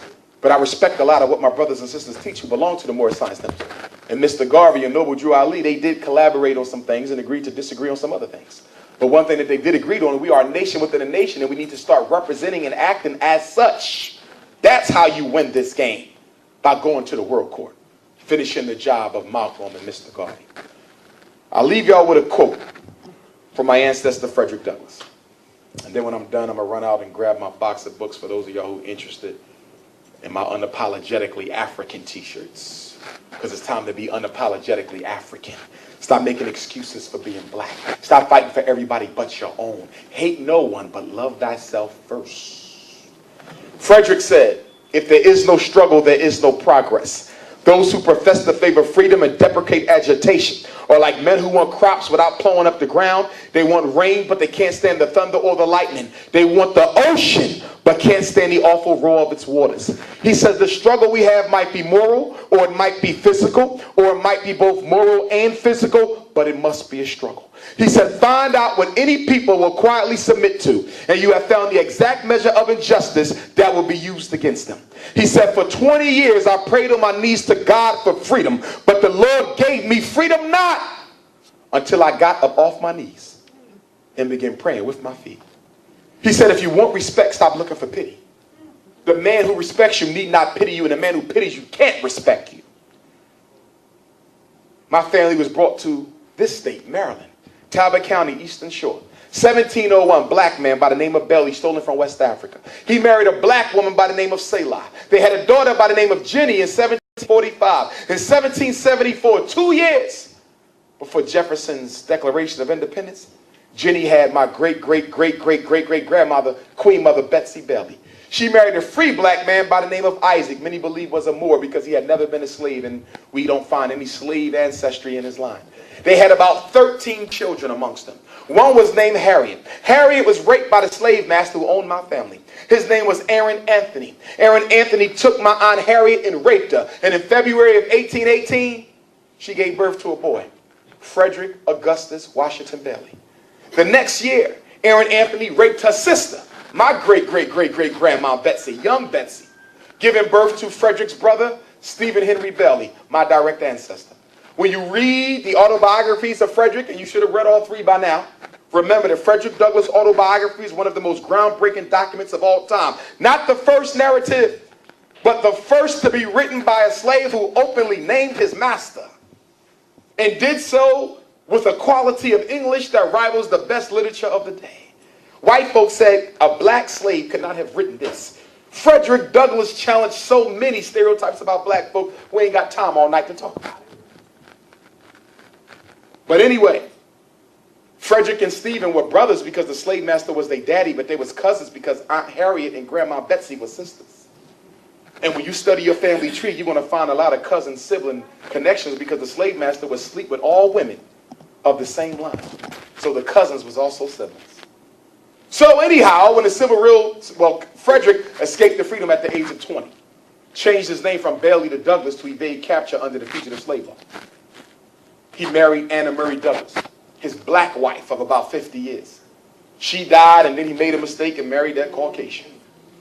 He was an old man at the time, but we can't excuse it. He should have done it. I'll talk to him later when I get up to Rochester next month. His children didn't like him for it either, and I think had he not done that, he would be undisputedly the greatest black leader of all time. But he made that mistake. And I think it was partly related to the European ancestry that he had, which is why I think we need to stop having babies with other people. because our children get confused about exactly what they are sometimes. And because his daddy was white, I think he always harbored this thing where it's okay to marry a white woman because I'm half white myself. So brothers, cut it the hell out. So anyway, he sent his two oldest sons, Lewis and Charles, to fight in the Civil War. He didn't have to send his sons because he was a dignitary, but he said, if I'm going to say my people got to fight for freedom, then my children got to have to give their life too. How many of y'all would do that? He sent Lewis and Charles, they fought with the Massachusetts 54th Colored Regiment, from which we get the movie Glory. Morgan Freeman plays the older son of Frederick Douglass, but he doesn't play him by name. We don't know why. There was all types of lies in Glory, by the way. You know that they said most of the slaves in Glory was runaway slaves, right? How about every single participant of the Massachusetts 54th was a free black man? That's why you don't get your history from movies. Okay? So my grandfather, Stephen, he married Caroline Wilson Bailey. They had a son, my great-great-great-grandfather, who was the first black public school teacher in Talbot County, Eastern Shore, Maryland. His name was George Washington Bailey. So my grandpa and his son, my two grandfathers, they fought in the United States Colored Troops of Maryland, 7th Regiment, one of the bloodiest regiments in the Civil War. Probably the only regiment that was more courageous and bloody than that one was the 54th, where cousins Lewis and Charles were. After the Civil War, my grandpa Stephen and grandpa George, they helped build the Bethel Union AME Church. It stands today right where they used to be slaves. George Washington married Annie Wayman. They had a daughter named Caroline. Caroline relocated from Maryland to Philadelphia to live with her sister after her parents died. She had a daughter named Vivian, my great-grandma. She married a Cuban immigrant, Noel Miles, my great-grandfather, Spanish-speaking Cuban. But I don't claim to be no Hispanic. They had my grandmom Ida, who had my son Jamal, August 21st, 1974, anniversary of the Haitian Revolution and Nat Turner insurrection, the first day of slavery for blacks in America, and the George Jackson martyrdom. I was born in Philadelphia, 11th generation descendant of the first. I don't have a problem with you teaching your children religion, but can you please tell them who the hell they are first? Teach them their ancestry. All you want to do is fill them up with beliefs. Believe this, believe this, believe this, believe. That's a belief. It ain't a fact. Teach them who they are. Give them their ancestors. Help them build their ancestral altar. Every last one of y'all should have an ancestral altar in your house. I don't care if you're Christian, Muslim, whatever. This ain't got nothing to do with religion. This is your spiritual birthright. See, I ain't got to be baptized to practice African spirituality. I don't need no shahada to practice African spirituality. No Torahs, no Bibles, no none of that. I come into the world with this package. You need a little table. You need some water, because ancestors travel through water. They communicate through water. You need a vessel of water for your ancestors. Keep the water clean. When it starts to get dirty, you change it because it's disrespectful not to. Get you some flowers, some plants that symbolizes life. You need a candle up there. West Africa, they normally use a white candle to communicate with the ancestors. But I know a lot of black people tired of white, so get a black one. You burn that, you get you a bell. You need an ancestor bell. So whenever you want to talk to your ancestors, you ring the bell to let them know we're about to have a conversation. You light your candle, you burn your incense, and you talk to them as if they were living, because they still are. That's our culture. That ain't in the Bible or the Quran. This is your birthright. In fact, we don't even like to say African religion, because there ain't no such thing as African religion. This is African culture. When y'all talk about those guardian angels that they tell you about in church, ain't no naked white boys with no wings protecting you. Your guardian angels are your guardian ancestors. Everybody in this room got two bloodline ancestors who are assigned to look after your best interests. But if you don't call on their names, they cannot help you, because the law is spirit. The law of spirit says you have to request assistance in order to get it from the ancestral realm. Some of y'all don't know grandmom's name, great-grandmom's name, great-great-grandmom's name. The law is your ancestors going back 4 generations are the most powerful in your life. And you got 4 lines. You got mom's dad line, mom's mom's line, dad's dad's line, and dad's mom's line. You got 4 lines of roots. How many names can you name? And then on your ancestral altar, whatever you can remember about your ancestors, you put it up there. Your grandpa used to smoke a certain cigar, buy him one. If you can find his original, that'd be even better. You got pictures of your ancestors, put them on up there. Your mom got a nice big picture. Your great-grandmom, you never knew her, but you're going to get to know her now. Take a picture of the picture, put it on your altar. Draw their energy in. Ring your bell, talk to them. Don't let nobody touch your stuff on your altar, because we all got spiritual DNA, and some people's is negative. This is what you need to do. All of our revolutionaries dealt with spirit. They made you hate voodoo. They told you it was from the devil. Voodoo ain't nothing but the worship of God. That's African religion. Some places it's called voodoo. Some places it's called Santeria. In Yoruba, Nigeria, it's called Ifa. It's called Dogon. It's called the spiritual system of the Akan, Neteru and Kemet. It's the same one religion with different names. Stop playing games with yourself. And African religion is one God manifested in many different entities. Just like you got Umar the psychologist, Umar the therapist, Umar the orator, Umar the writer. I'm still Umar, but I got different faces. And so does the Most High. We don't believe in a million different gods. We believe in one chief deity who manifests herself in a lot of different faces. See, that's the problem with religion, because y'all religion keep telling y'all to pray to men. That's right. My father. What about your mother? In African spirituality and culture, we call on the feminine and the masculine depending on what energy we're trying to tap into. If a sister helping for a healthy childbirth, what you calling on God the Father for? He don't birth babies. You got to call on God the Mother because you want the feminine aspect of the Most High.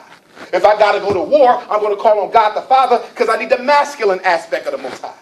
If I'm trying to build my relationship with my daughters, I'm going to call on the feminine aspect of the Most High. So sometimes when you pray, it's God the Father. Sometimes when you pray, it's God the Mother. And what's so interesting about black women, being manifestations of the great feminine principle, none of you have never called on God the Mother a day in your life. Black women never called on God the Mother a day in your life. Look how disconnected you are from your God right. You got to get back to it. You ain't got to leave the Bible. You can do this with the Bible. You ain't got to leave the mosque. You can do this with the mosque because this supersedes religion. It's culture, brothers and sisters. Study Nat Turner. He dealt with spirit. Study Shaka Zulu. He dealt with spirit. Study Nanny of the Maroons. She dealt with spirit. Study Queen Nzinga. Dealt with spirit. You ain't never seen an African military leader who didn't deal with the energies, because God released his or her aspects into the world for you to deal with them. And our people are masters of dealing with spirit outside of the church. You don't even got to go to hell, the church. You got to go inside, because here's the temple. Power concedes nothing without a demand. It never did, and it never will. Marcus Garvey said, without confidence in self, you are twice defeated in the race of life. With confidence, you have won even before you have started. When Marcus Garvey was asked, are you a Jamaican or are you an African? Are you a Jamaican or are you an African? And he said, what? I would never, ever, ever, ever give up a continent for an island. I am always and forever an African. Ashe, brothers and sisters.